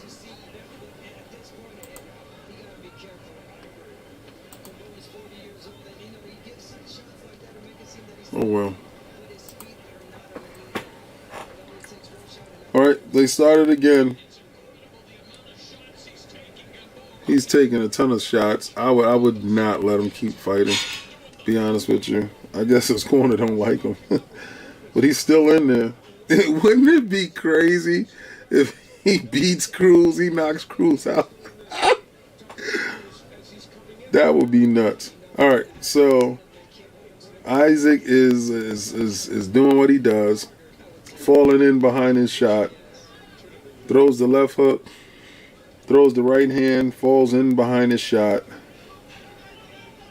And if you're a good fighter, or a fighter that is actually there to actually win, he has flaws in his style that you can exploit. Like, he's susceptible to the overhand right. Oh, that's it, man. That's it. That's it. He hit this dude with an overhand right. He hit Gamboa with an overhand right and killed him. The fight is over. The referee loves him. The referee said the hell to the no. Gamboa was talking about, let me keep it moving. Nah. Go sit down someplace. Shout out to Pitbull Cruz getting knocked out. That's the best knockout of his career. Excuse me. That is the best knockout of his career. Shout out to Isaac Cruz. That was he did something that Tank couldn't do. He did something that Bud didn't do. He beat Gamboa from pillar to post from the beginning. And yeah, they fought Gamboa at different stages of Gamboa's professional career.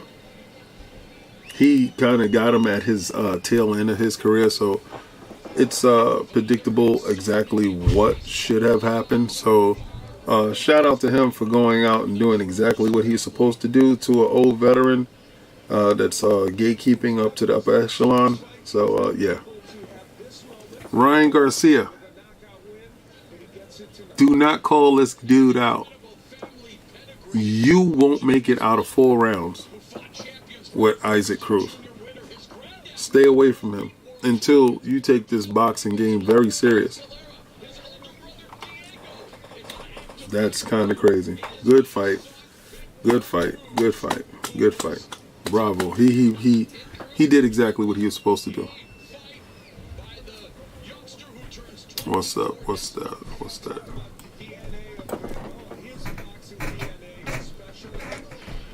Is Wilder finished? I think when your heart is out of it and you start talking about retirement, then you're done. And that's exactly what he was doing.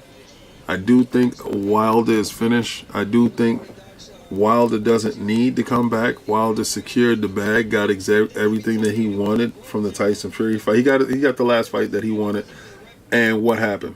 Tyson Fury knocked him out. So again, stuff like that happens. So it is what it is. It's nothing that I can say about it. He felt when you take the heart of a lion and believe you me, he has nothing else to say about Tyson Fury after that third fight. After he gave it his all, but still came up short. When you take the heart of a lion, what else Tyson Fury needs to prove to him? Tyson Fury will always be that ceiling there for him. So, what's he gonna go fight AJ and knock out AJ? What is that gonna prove? Nothing.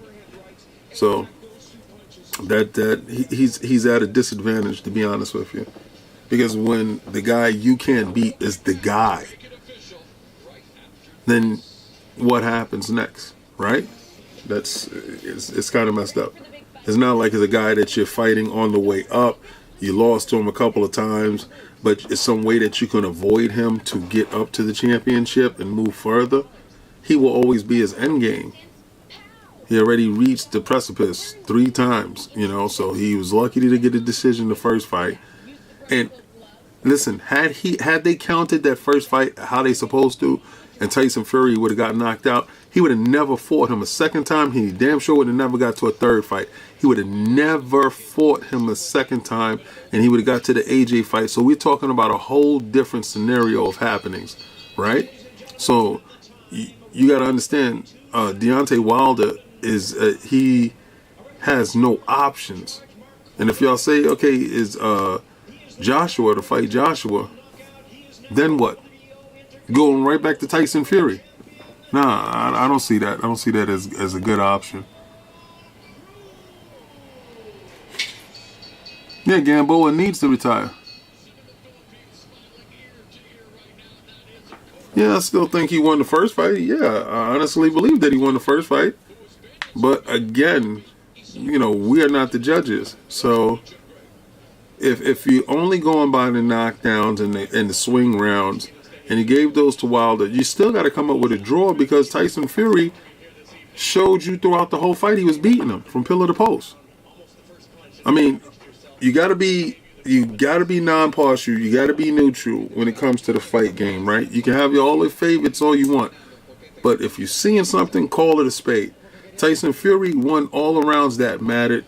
Deontay Wilder won the rounds that he knocked him down in, and he won maybe 1 or 2 swing rounds that got him a draw in the first fight.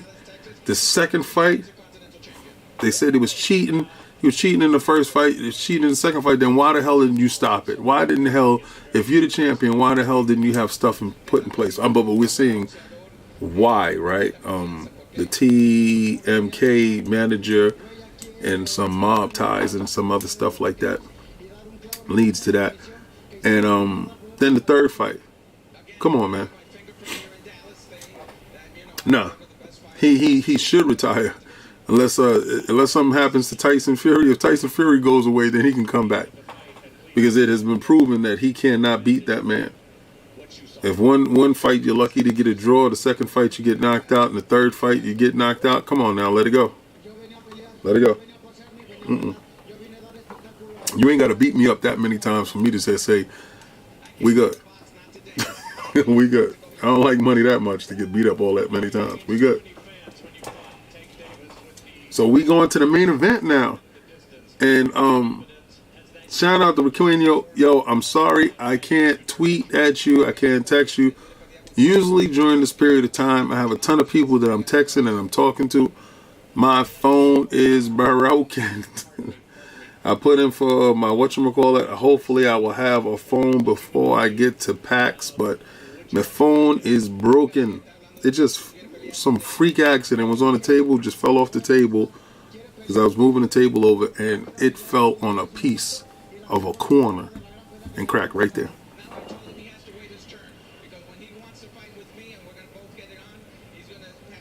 Cali kids. Congratulations, terrific fight. Oh.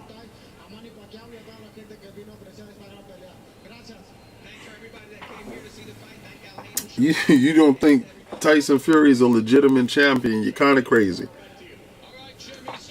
If he got lucky, then what did you call the second fight and the third fight?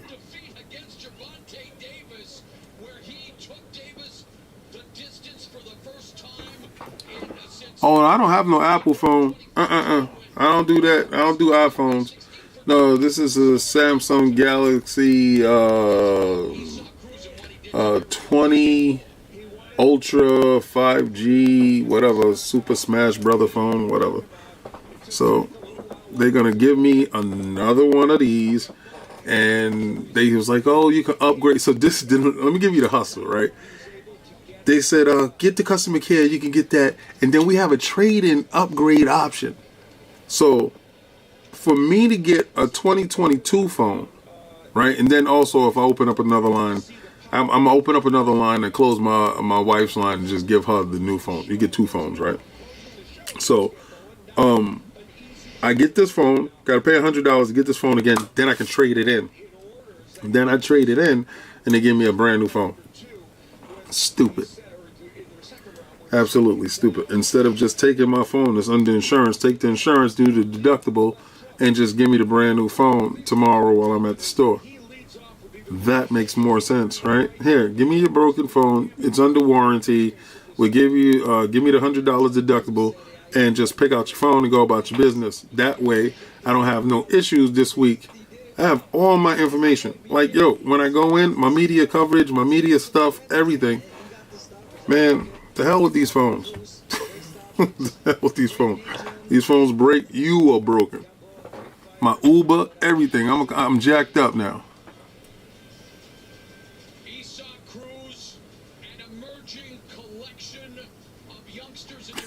So you like King for a reason. I don't mess with Apple either.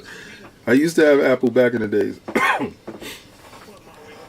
I used to have the iTunes stuff. I used to have all that stuff. When it first came out, I didn't do the BlackBerry stuff. I went from the Razr flip phone straight to the iPhone. And then from that, I went to Galaxy. Because I saw a lot of the Galaxy stuff, and I was into that. And this stuff was pretty good. Excuse me. So, nah. But ever since then, you see, the thing is, if I jump into an iPhone now, all the world that I built up here is gone. So that's basically starting from scratch. So I'm damn sure not doing that. You know, they have their pluses and minuses. Both of them do. You know, so it's either or. It's where you're at. You know, where did you build your digital imprint? That's the same thing with PlayStation and Xbox dudes. A lot of times you've built such of a digital library inside the PlayStation ecosystem that you can't switch over. All you can do is just add them, you know, add another console over.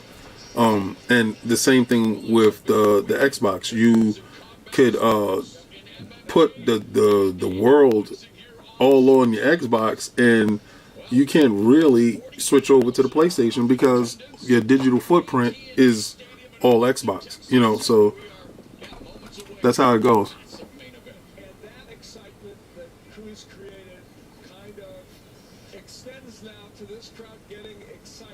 He said Google got you. Android can get everything. I damn sure won't get no Google phone. I don't like how those phones look right now. I don't like how they look right now. I think they're 2 years away from being fantastic.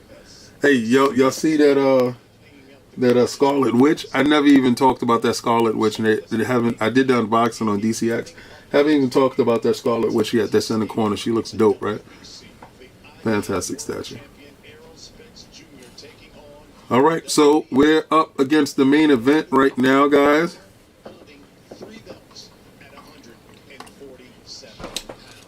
All right, so we have Ugas right now, who's he's getting warmed up inside the back. Beautiful. Beautiful, beautiful. Now, okay, so I did say leading up to this, I said who I think was going to win. I think I have Spence by 12-round decision. I see Ugas working very hard.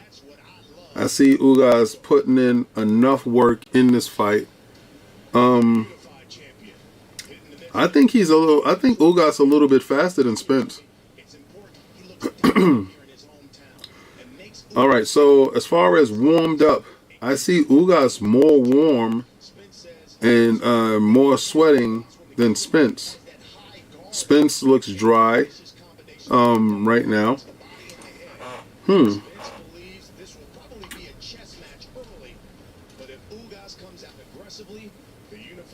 So here we go. We're getting ready for the main event. And I'm going to tell everybody, take a bathroom break, get ready. They're about to go get busy. So the betting line is, and Errol Spence is minus 600. That's the money line. Ugas is plus 425. A winner by TKO or KO. The betting is on Ugas at plus 1200, and TKO for Spence is plus 240. This is kind of crazy. Fight ends in a draw. It's at plus 18. Fight ends in the first 60 seconds is at plus $10,000. Of course, is at plus $10,000 because none of these dudes has ever done anything like that.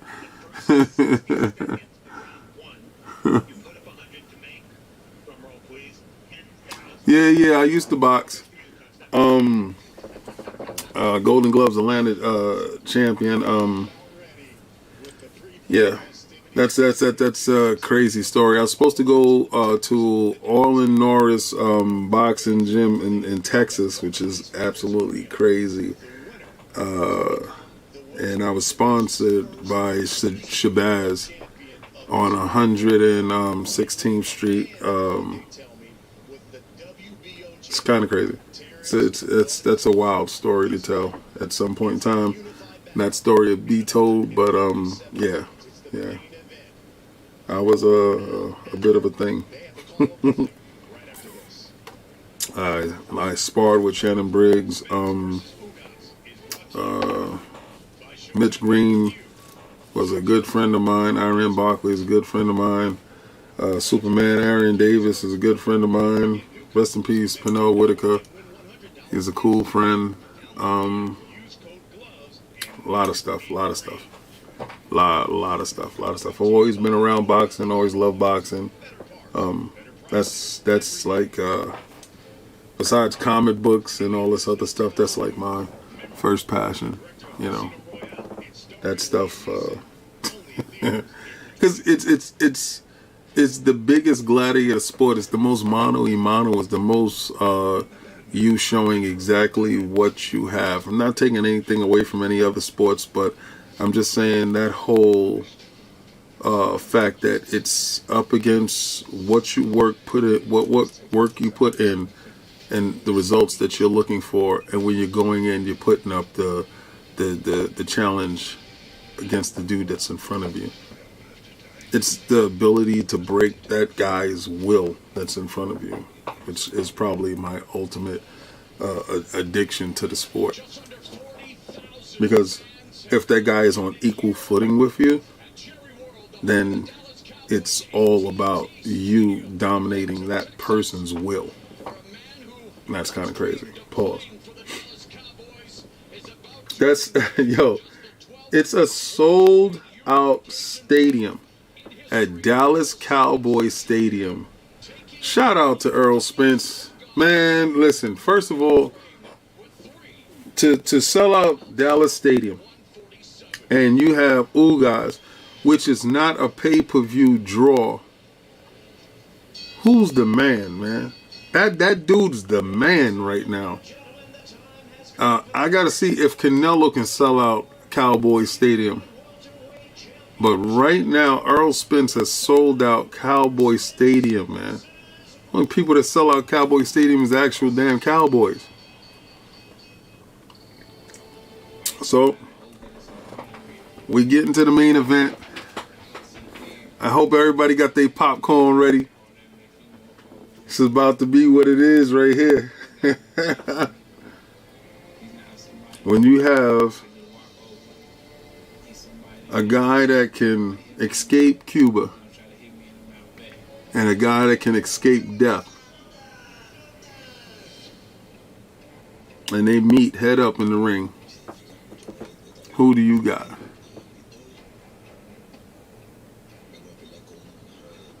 Yes, I'm a fan of UFC. And yes, UFC is comparable to boxing. Any combat sport where you can put mano a mano against each other. Yes. Yes, I honestly believe that they are on equal footing. I remember when MMA used to be, mixed martial arts used to be, you have boxing versus karate, and a taekwondo versus Muay Thai. I remember when it was like that, and they would pit different disciplines against different disciplines, and that was the hook. But now it's all around. They all around skilled. Excuse me, and grappling, and striking, and so on. I think mixed martial arts, UFC in particular, Bellator, they have earned their space in combat. I don't think they get paid enough. I think the level of brutality when you're mixing knees and elbows to strike people, I think financially they should be compensated in the way that boxers are compensated. Not all boxers are compensated at the highest level either, so. But I don't think the financial pool is good enough for them. So, all right, we have Ugas coming out right now.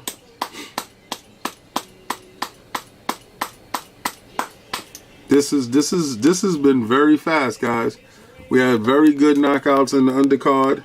It's 11:35. We pulling up to the good fight. All hell IOP. Gerald Mack, what's good, baby? We about to get busy right now, so everybody done went to the bathroom. Everybody ready. Ugas is hype. I respect that. I respect that Hispanic blood in you, baby. I respect that fire that's in your soul. He deserves this. He deserves this. He went out there and put it on the line. You got Ugas with the upset C-Mac. That's what's up. You must be a Bud Crawford fan. That's that PlayStation in you. Let it out. Jesus, yo, the walk from the dressing room to the ring is like a mile.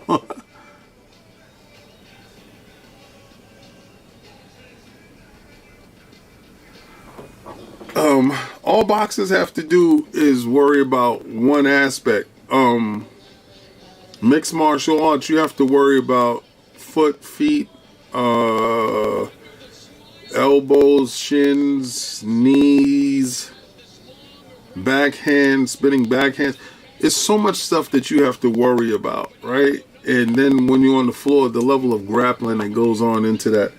Man, listen. But then you have a high-level boxer. That high-level boxer has learned how to get the knockout despite the fact that he's only using his hands, right? It's apples versus oranges. I said they're on equal footing as far as being respected. If you have a high-level MMA fighter versus somebody and a high-level boxer versus somebody, the results should be equal. So I can't pick the two, to be honest with you. And my love and my biasness is going to tell me to pick boxing at all times because I have witnessed the greatest Sugar Ray Robinson. I'm in love with the sweet science. You ever see the way I move in a ring is absolutely crazy. It's startling to see, right? So when I see people exhibit that level of technical know-how and that power of command, it's something to behold. But then I see Anderson Silva, and I think that between Anderson Silva and Horace Gracie, those are the two greatest MMA fighters I've ever seen in my life. Anderson Silva, and I've seen John Bones Jones, and I've seen a lot of these other guys. Spence is walking out right now, and who he has rapping for him?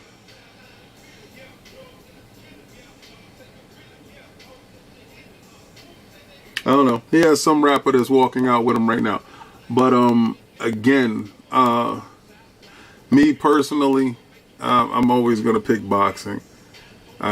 It's the level of footwork, the level of head movement, the level of awareness, the spatial awareness. You know, nah, man.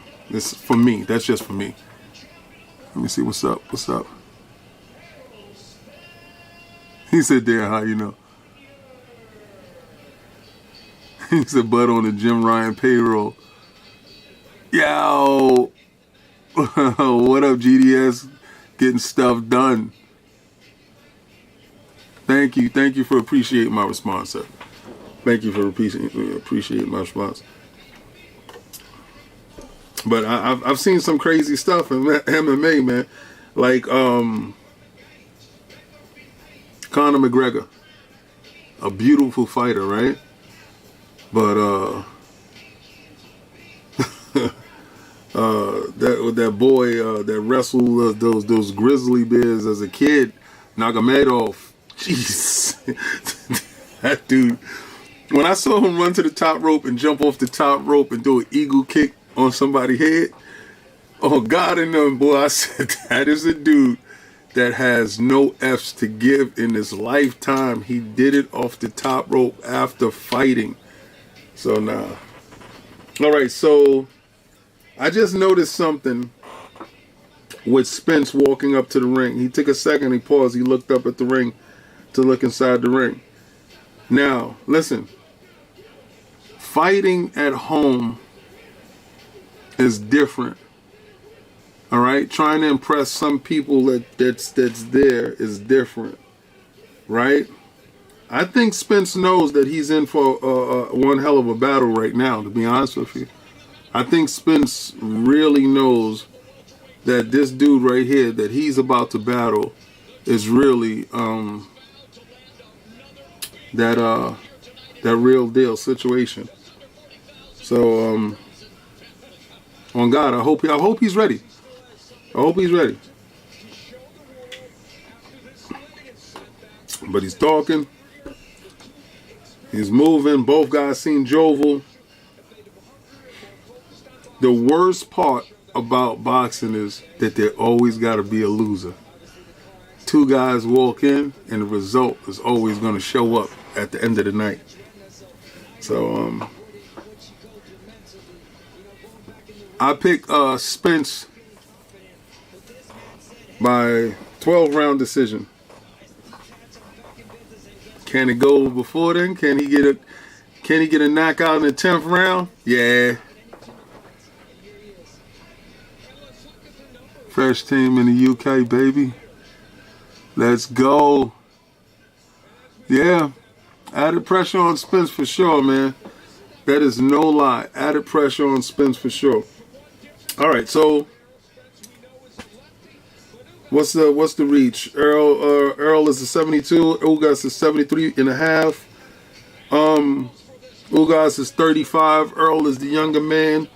But then you got the car accident tonight and Cherie, right? You see how old can you be getting flipped out of a car? That gotta make you 37. They gotta make you 37 years old. Because I'll get flipped out the car right now. I'm automatically 75. I'll be 75 years old right after that. I don't know. We about to see something. Something got to give. Somebody got to give. The light's going out.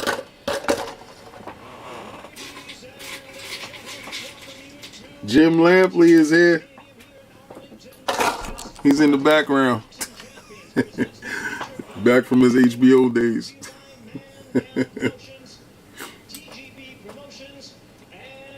All right, Earl looking like Earl right now. Here we go. Here we go. Earl looking like Earl right now. He cut that little mouse tail off the back of his head. Good. Houston, stand up. Your boy out here. Cuba, stand up. Your boy out here. Let's go. Let's go. EJ got that neon purple and neon green. Looking like he's gamma irradiated. Had to go with the Hulk.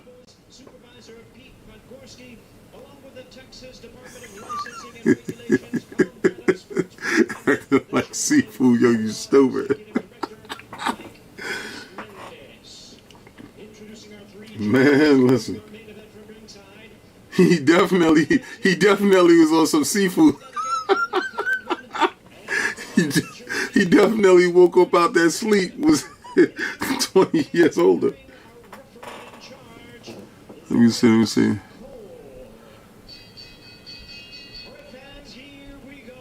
Oh, so what I'm sipping on? I told you guys, at first it started off with the Dr. Pepper joint, right? Didn't work out too good. I told you I was going to slide some effing inside that joint. And, but then, shout out to 50 Cent. But my go-to always crushed ice, Sunny Delight, hood drink, red cup with the twizzle, a little bit of effing. Usually it's Ciroc though. Usually it's a Ciroc.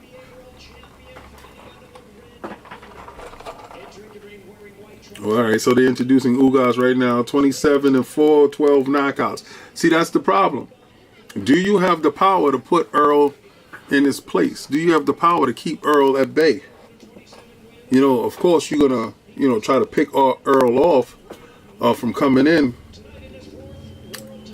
Manny Pacquiao was always the little guy going up to 147 is not Manny Pacquiao's weight class. Let's be real. So Manny Pacquiao also was knocked out smooth cold before.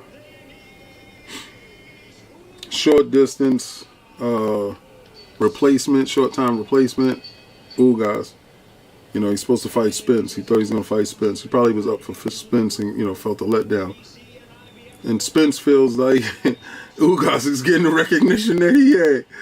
Spence over here with the laughing at the dude, son. 27-0 with 21 knockouts. Boy, that means only 6 dudes made it and survived. You talk about Mikey Garcia. You talking about Danny.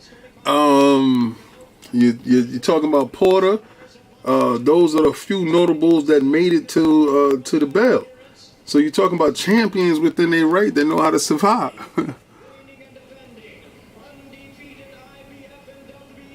Yo, first of all, we ain't gonna go on Ugas no eyebrows, man. He has alopecia. That's real alopecia. Keep my boxer name out your mouth. The last time a dude made a joke about somebody with alopecia, you know what happened to him, right?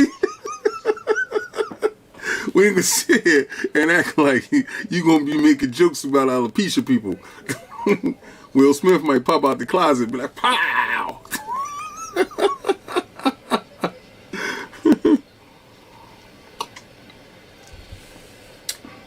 Here we go. All right, so round 1 is starting up. Earl Spence is coming out that corner. He doesn't look dry. Ugas doesn't look dry. They both look wet. Pause. And that's very important when you coming into a fight. That's very important.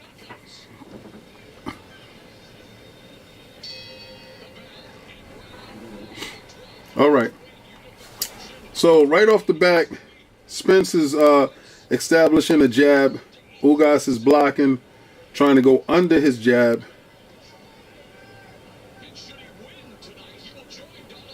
All right, so again, they're in the middle of the ring. Spence is jabbing. That's a right-handed jab because he's a southpaw, and he's shooting a left over the top. Ugas is tapping him under his jab at his rib. So again, that's a tactic for southpaws. what you do is you will want to tap that body right under the jab. And he's continuing to do so while Spence is jabbing, keeping a high guard. So Ugas is doing stuff to deter Spence from actually moving forward. Yeah. He's jabbing in. So Spence right now is trying to get him up against the ropes. And Spence is trying to hit him at the waist and come over, come under. They're both right now is a tactical fight. In the middle of the ring, Ugas' back touched the ropes first so far, but he's still continuing to jab to Spence's body. Spence keeps his jab up, and he's varying his height and his jab. You know, he's giving Ugas something to think about with the jab, but Ugas' jab is continual to hit directly under Spence's body. All right, so Spence lunged in with overhand right, left, and Ugas went straight to the body with 2 digging shots. All right, again, another jab, and Spence goes straight to his body. Spence is so far in control in this round, but Ugas is doing things to deter Spence with that jab. I think that jab is very telling from Ugas. But again, Spence is basically in control. A fight is going to break out soon at some point in time. It's 9 seconds left in the round, and Earl is pushing while Ugas finishes with a jab up top. So again, we have a jab fest. I think some of the most telling jabs in that round was the under the rib cage of Spence from Ugas. Notice Spence is jabbing.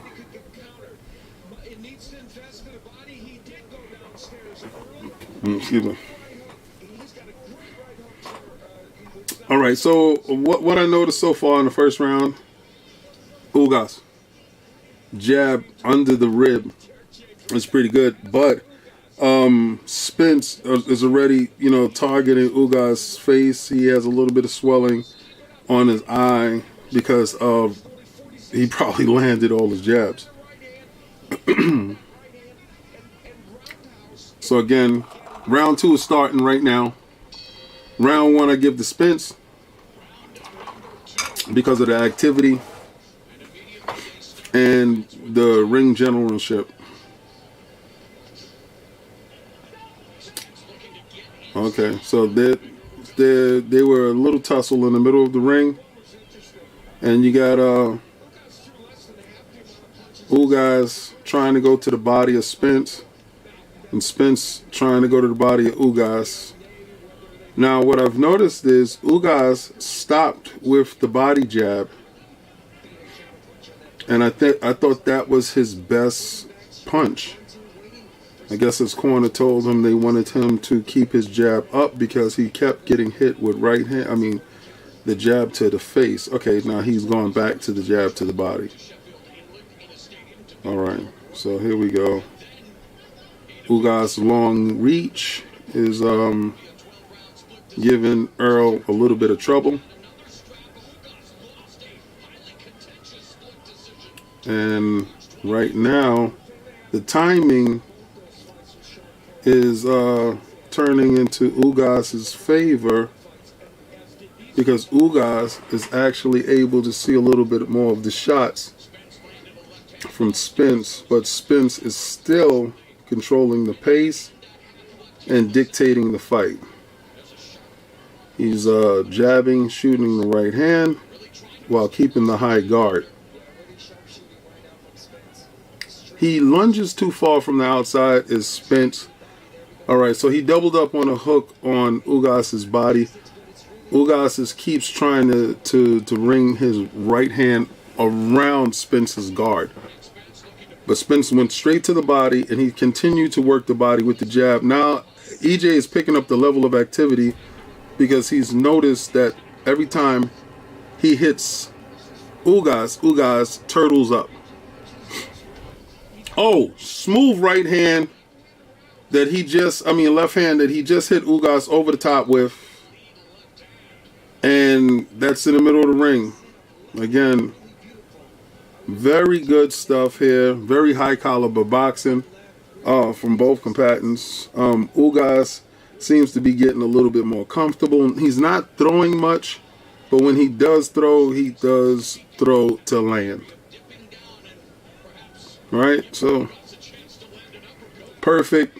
EJ landed 4 shots. Got in, got out. Ugas tried to retaliate. Spence wasn't there. You have to ask yourself this question. Can Ugas continue to take shots for the rest of the night without landing? Round 2 is up. And that's 2 rounds to 1. I give Spence, to be honest with you.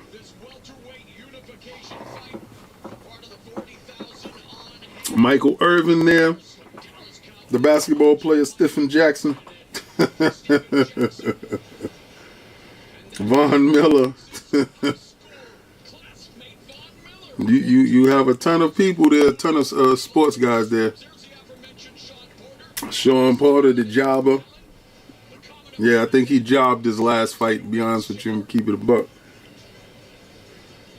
All right, Luis Ortiz, that's my dude. King Kong. All right, David Benavidez is there in the crowd. That's one of my guys that I got. Jamel Charlo and Jamal Charlo. Jamel, good luck in your next fight. We definitely going to be here getting it in. And we have Marka Parsons.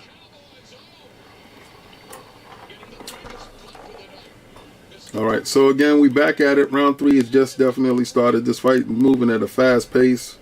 To be honest with you, Spence is landing shots. He's Ugas has clinched. Spence keeps throwing that overhand left and catching Ugas. And Ugas missed. He went with an uppercut. He tried to take a risk and it didn't pay off. Oh, good right hand over the top from Ugas. Oh, Spence caught him again. Now the fight is heating up. We're in the 3rd round and it's getting in. They're mixing it up. And Spence is hitting him with repeated shots. And he's under and over. He's under and over.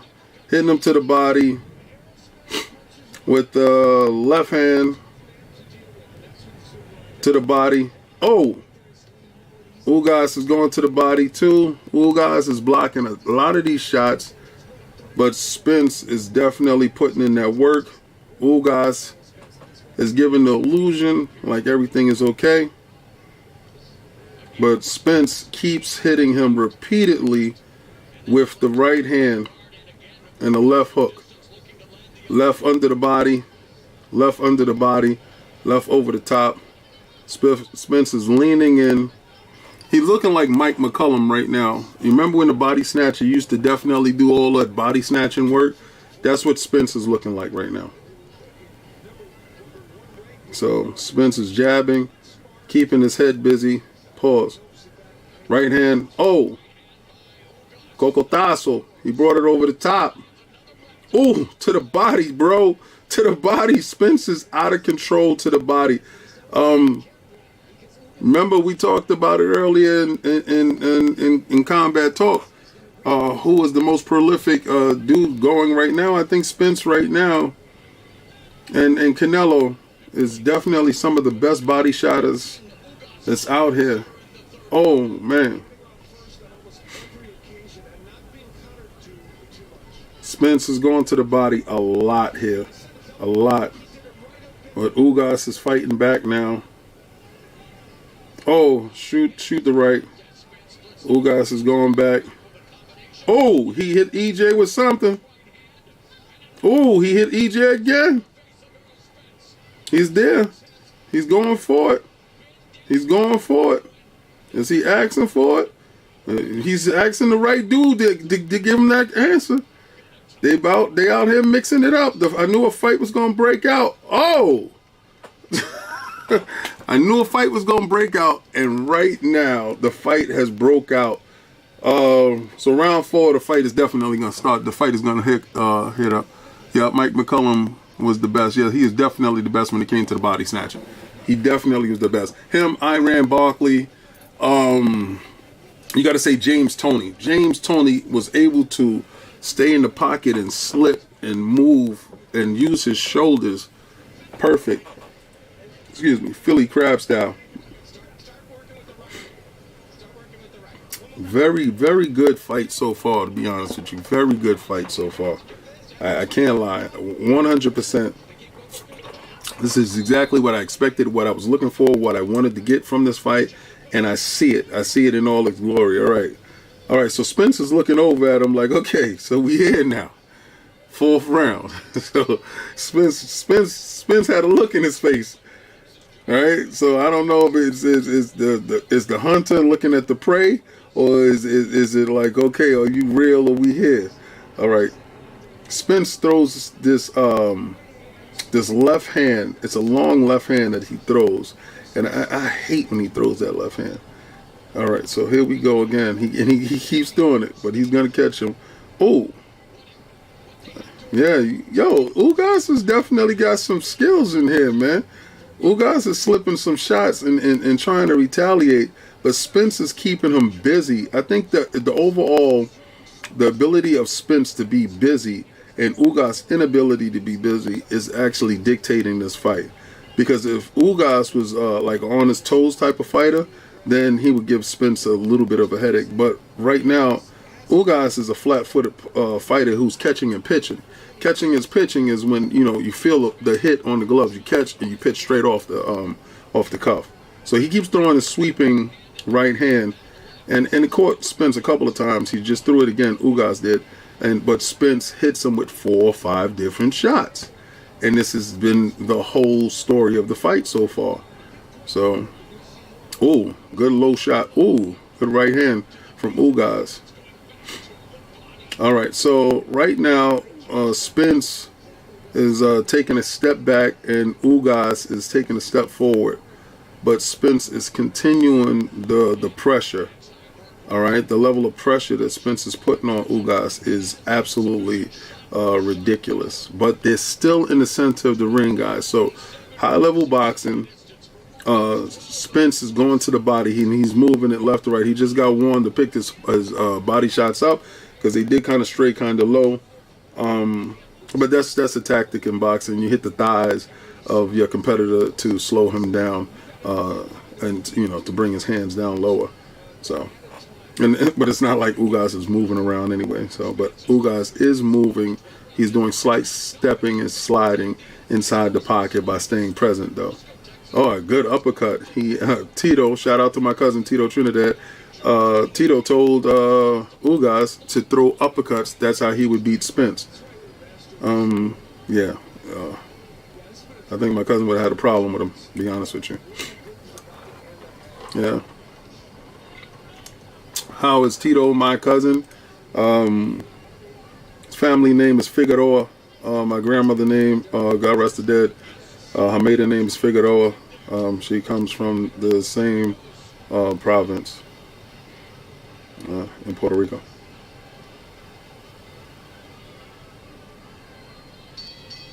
All right.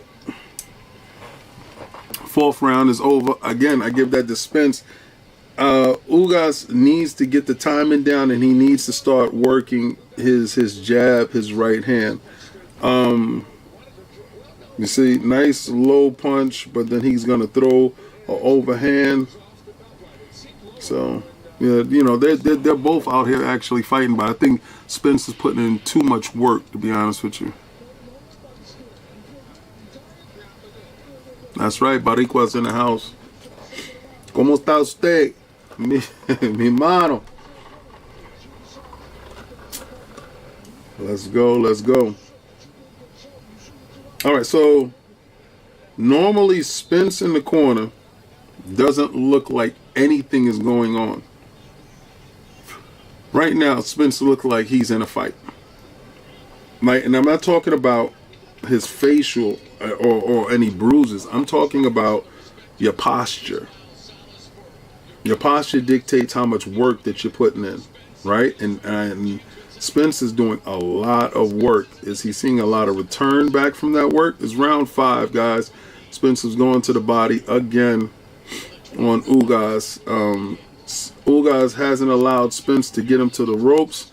Anytime Spence does go to get him to the ropes, Ugas spins off and changes the direction. Like right now, he's leaning on Spence's neck in a clinch, but he's not allowing Spence to pin him against the ropes where Spence does the most of his work. All right, so again, Ugas slipped the shot, came underneath, and while Spence goes over the top and underneath. All right, so you say Ugas will land 2 shots and Spence will land 5. All right, but also Ugas is very cognizant of not allowing Spence to get him to the ropes, and I think that is to his detriment because he's too focused on that, and EJ is doing a crap ton of work in the middle of the ring. You know, he's unless your plan is to let this dude land every shot and then I'll get him later when he's tired. I have no idea. But okay, so right now Ugas is finally starting to land the jab. This is not the same Ugas that fought older Pacquiao. This Spence right here is an absolute monster. He is landing body shots. Okay, here we go. Ugas came up and started landing some shots, and he's landing some body shots. But Spence again goes right back to the body. He's trying to dog Ugas out now. He's going for a knockout, and he's putting in the work to get a knockout. But again, here comes Ugas. Ugas is fighting back now. All this is in the center of the ring, guys. This is an absolute incredible fight with nobody really clinching. It's minor clinching going on, but you know, nothing too much, nothing that makes you turn away from the fight. Okay, so now Ugas is size-wise is pushing Earl back, and he hit Earl with a 1-2 right now, and went back to the pocket, hit him with a 3 over the top with that sweeping right hand. Earl saw it, but actually got hit with it. Earl stopped momentarily with his output, and Earl is going right back to the body again, but Ugas comes up with shots. So again, Spence goes right back to the body with the right hook. Ugas is in there now. This is Ugas' best round. Still, EJ won the early half of the fight. Ugas started coming along late in the fight. You know, these shots were actually ridiculous. You know, that was a crazy sequence of shots from EJ.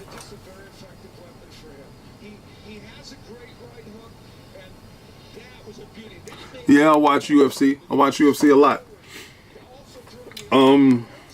Okay, yeah, he's leaning on him on purpose because that makes you tired.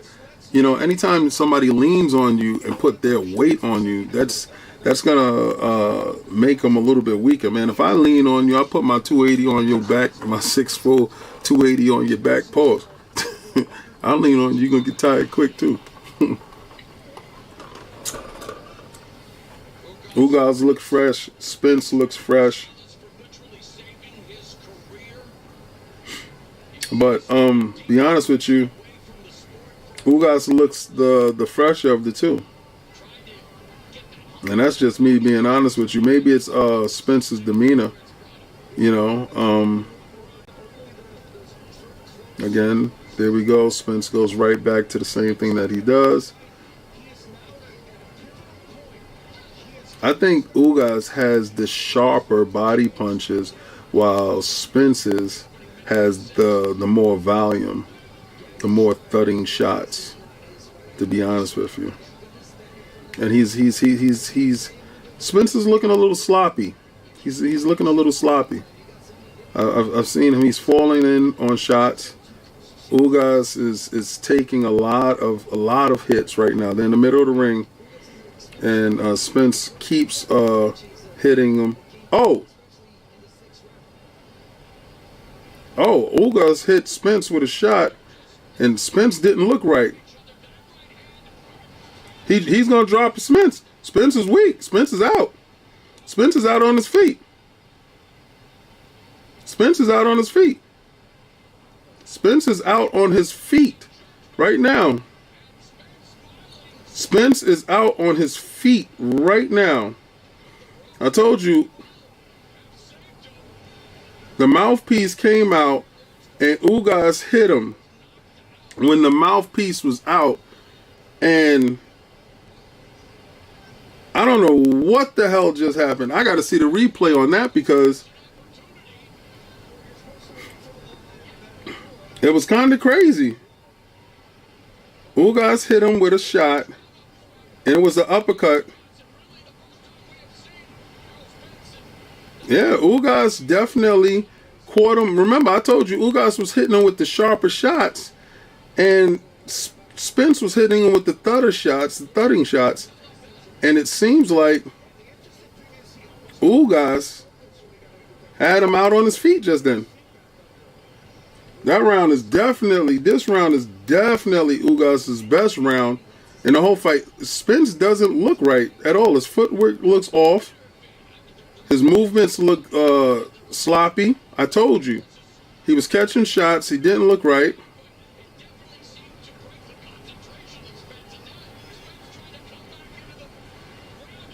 All right, well, Spence is going at him. But I still say Ugas had him out on his feet.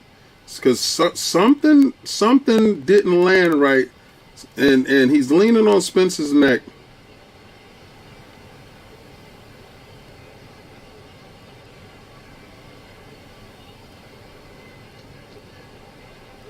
Yeah. He's fighting a bigger, strong guy. And I'm going to tell you right now, this fight right here definitely took a turn in round 6. Round 6. If there's a round that the fight took a turn in, it took a turn in that round right there. Let me see. You said Crawford would destroy Spence? Okay.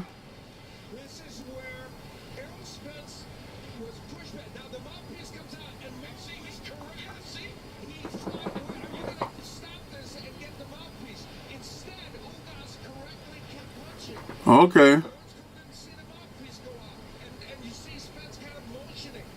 So the mouthpiece will come out. So there's kind of... Man, I don't think boxing ever lost its shine. Oh, yeah, the mouthpiece came out and Spence was concerned with the mouthpiece. I thought he was concerned with something else.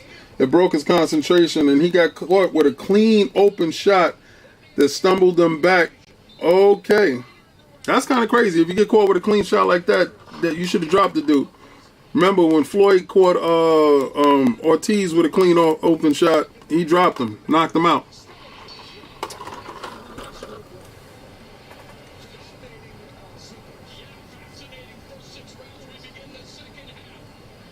All right, so we on round 7. Spence doesn't look like he has any snap in his shot. I think he definitely should have what I forgot the name of his old fitness trainer. Somebody hit me up and let me know. But I definitely give that round to Ugas. It's around every round Spence won up until round 6. I give that to Ugas, to be honest with you. But Spence is falling in with his shots. Oh, he caught him. He caught Ugas with an uppercut, and he's going for the knockout. He caught Ugas. Ugas is holding on. Spence is getting him off him. Spence is chasing him. Spence is hitting him. Spence is trying to kill him out, trying to knock him out. Kill the beast while he's wounded. Finish him off. This is how you finish him off. He caught him with a punch. He wasn't looking in that last fight. The last round. And Spence definitely closing Ugas' eye. He's stepping on his feet right now, bringing him into the shot. Spence definitely got pissed off from the last round. But again, I told you he was looking sluggish. Ugas is fighting back. All right, okay, let's go, let's go, let's go. This is what I want. I don't want you to go to sleep. I want you to stay here for the whole night. Come on, let's go. There we go. EJ looking good now, looking clean, moving. I don't know what he was doing. I don't know if he got lackadaisical in there. I don't know if his brain was someplace else. But Ugas is in this fight. The win pushed him off. Survived that minor fury right there. Here we go. Jabbing right hand. Here we go. Here we go. Here we go. I mean, jabbing left hook. Ugas keeps trying to come up the middle. Keeps trying to come up the middle. EJ keeps falling in with his shots. Looking for the uppercut body shots. He keeps going to the body. He keeps investing in the body. He has to watch out for Ugas' uppercut. There we go. Ooh. And Ugas is fighting back right now. All right. Ooh. Spence with a straight left. Straight down the pipe, caught Ugas, and he keeps coming over the top with some punches. There we go. And, ooh, that would have been a KO shot from Ugas because Spence keeps falling in with his shots, to be honest with you. All right, Spence is going to the body, bringing up the uppercut. Oh, man, he gave Ugas everything that he can handle in this round, to be honest with you. He keeps missing this sweeping punch that he keeps throwing, but he keeps going for Ugas' body. Ugas is still standing in the pocket. Ugas is still focused. Ugas makes it out of that round. That's a damn good round. Oh my God, that was a damn good round. Just like round 6 was a good round, round 7 was a great round, was an even better round, to be honest with you. Because the mouthpiece came out and then he caught Spence with a shot, but Spence caught him with an uppercut. And here comes the uppercut that he caught him with. Boom, right between the guard. Ugas had his guard tight. Spence came up through the guard, and Spence is throwing from the hip. From the hip. All right, so, and, you know, Ugas is trying to catch Spence when Spence throws a shot. Let me tell you something. For anybody that feels that Bud would have destroyed Spence, in my opinion, he was down in that fight with Crawford. I mean with Porter. Styles make fights. We got to see if Bud could take a big strong guy with the work rate of Earl. You know, but the fight ain't over.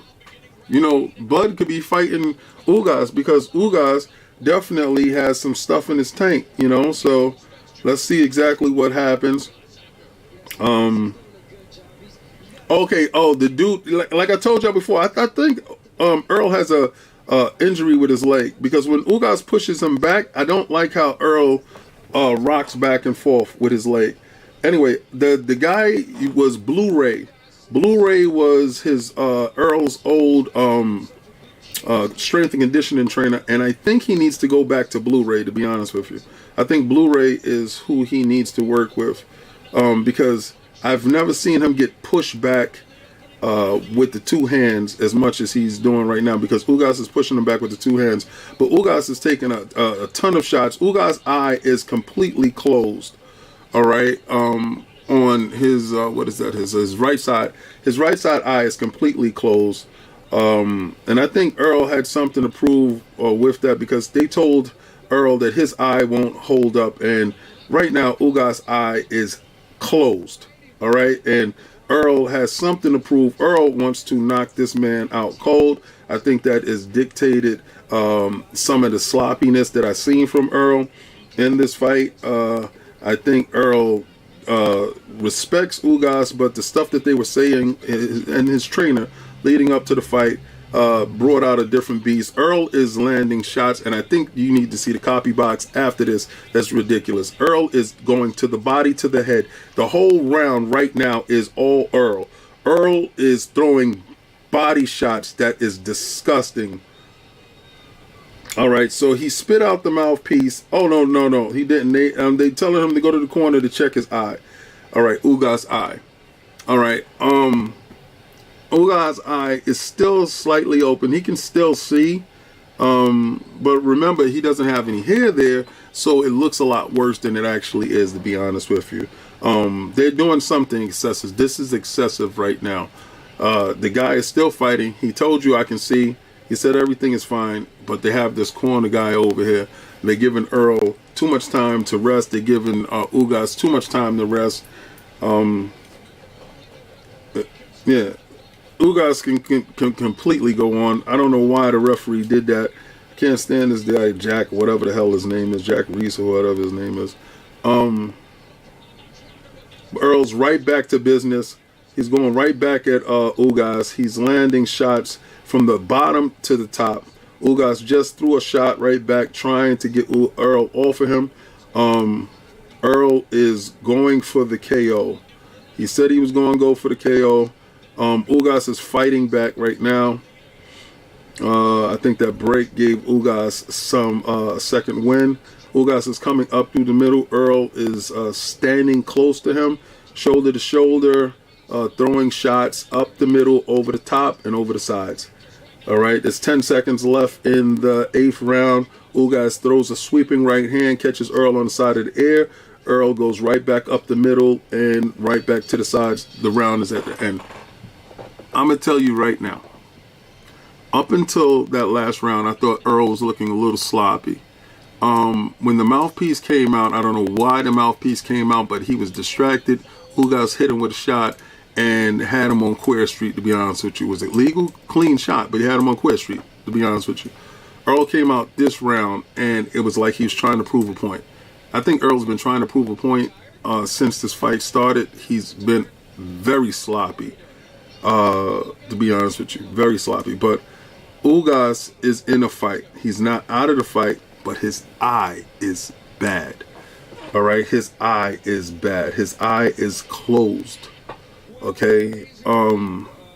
And Earl just doesn't care. He keeps targeting it, and he keeps hammering that eye.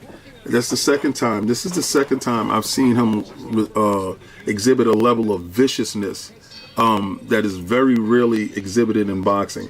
The last time they told him Mikey was going to outbox him, Spence carried him for the whole fight, just beating him from pillar to post. This fight right now, he's determined to take this guy's eye out his head, to be honest with you. Because the body shots, okay, so the round just started. He's going right back to the body. He has Ugas against the ropes, right? And he's hitting him with body shots that is absolutely disgusting, folks. But Ugas, every so often, does, okay, right hand, boom, to the body. Earl is undetermined, undeterrent. Right now, Earl is putting his body shot. This is disgusting. All right, here's Jack Reese again, telling Earl to lift his shots up because Earl is going nothing but to the body and to the head, man. Now he's forcing Earl to go straight up to uppercuts and right hands. Earl is pushing him to the ropes. So the left hook to the side of the air. All right, so now Earl is going straight to the head. He's head hunting, and he's bringing everything up the middle.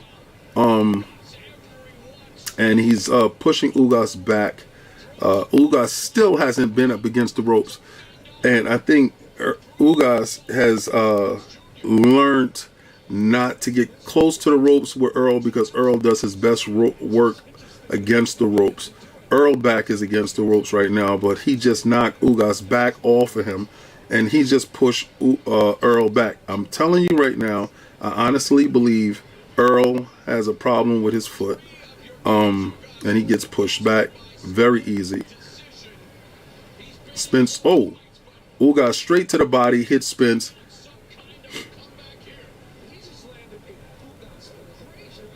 Beautiful. All right, so there was a break in the shot. He's hitting, Ugas is protecting his eye, and he's going to Spence's body. But I think he hurt Spence to the body a couple of times just then. And he dug it under when Spence wasn't looking. Ugas is trying to protect the eye. Because, listen, the eye is really bad. I think, honestly, yeah, see? Yeah. He hurt Earl to the body. He hurt Earl to the body. I don't care what nobody said. He hurt Earl to the body.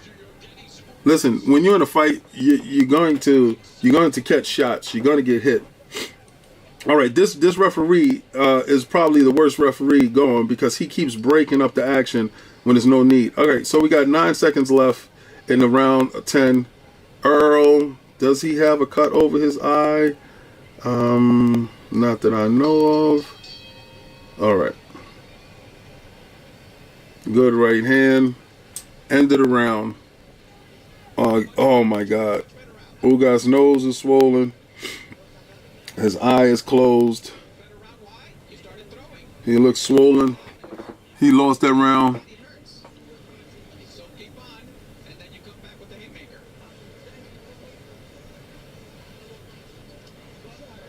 There could be a stoppage, but there is no stoppage.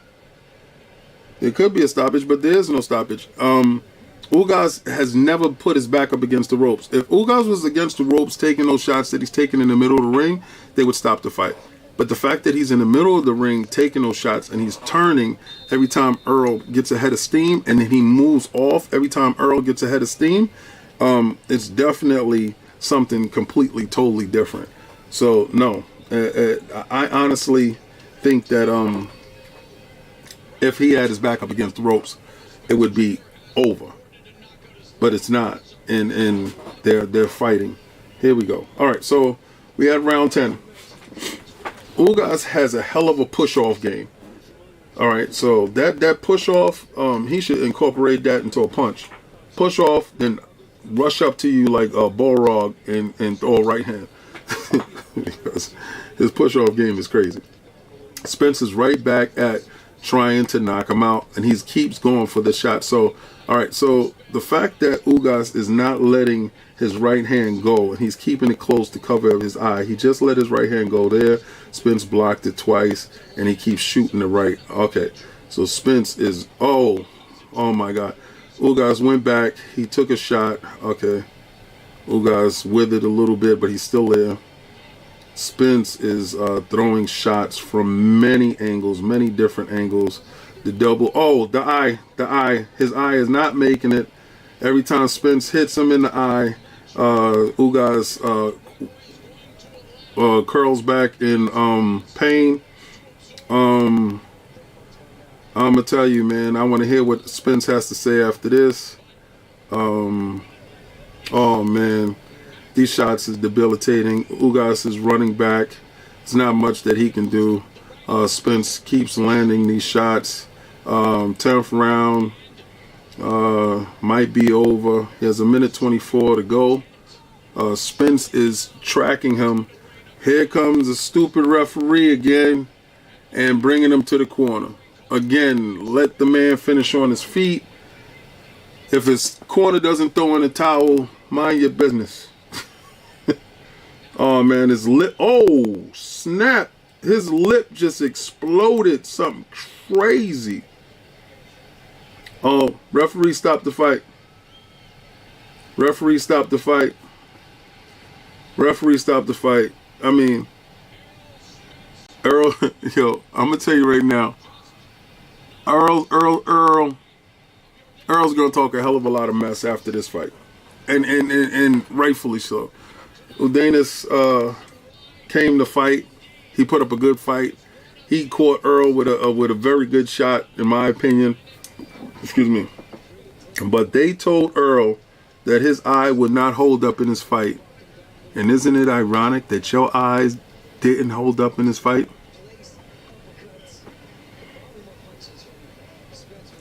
Oh man.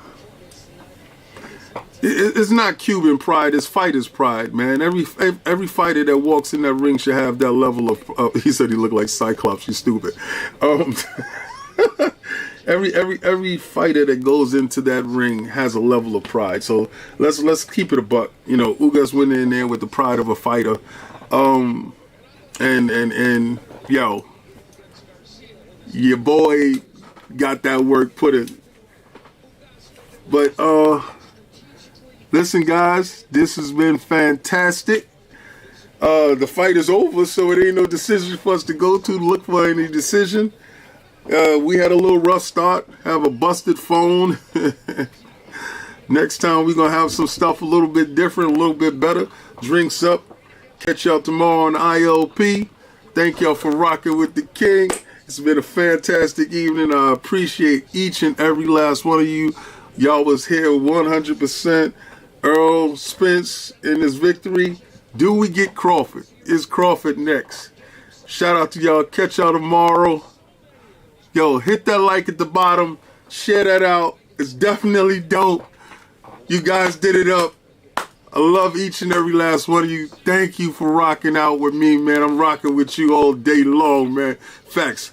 Shout out to 1090 Jake. That's my dude. Love all your stuff. I'm going to end this stream. Peace out, my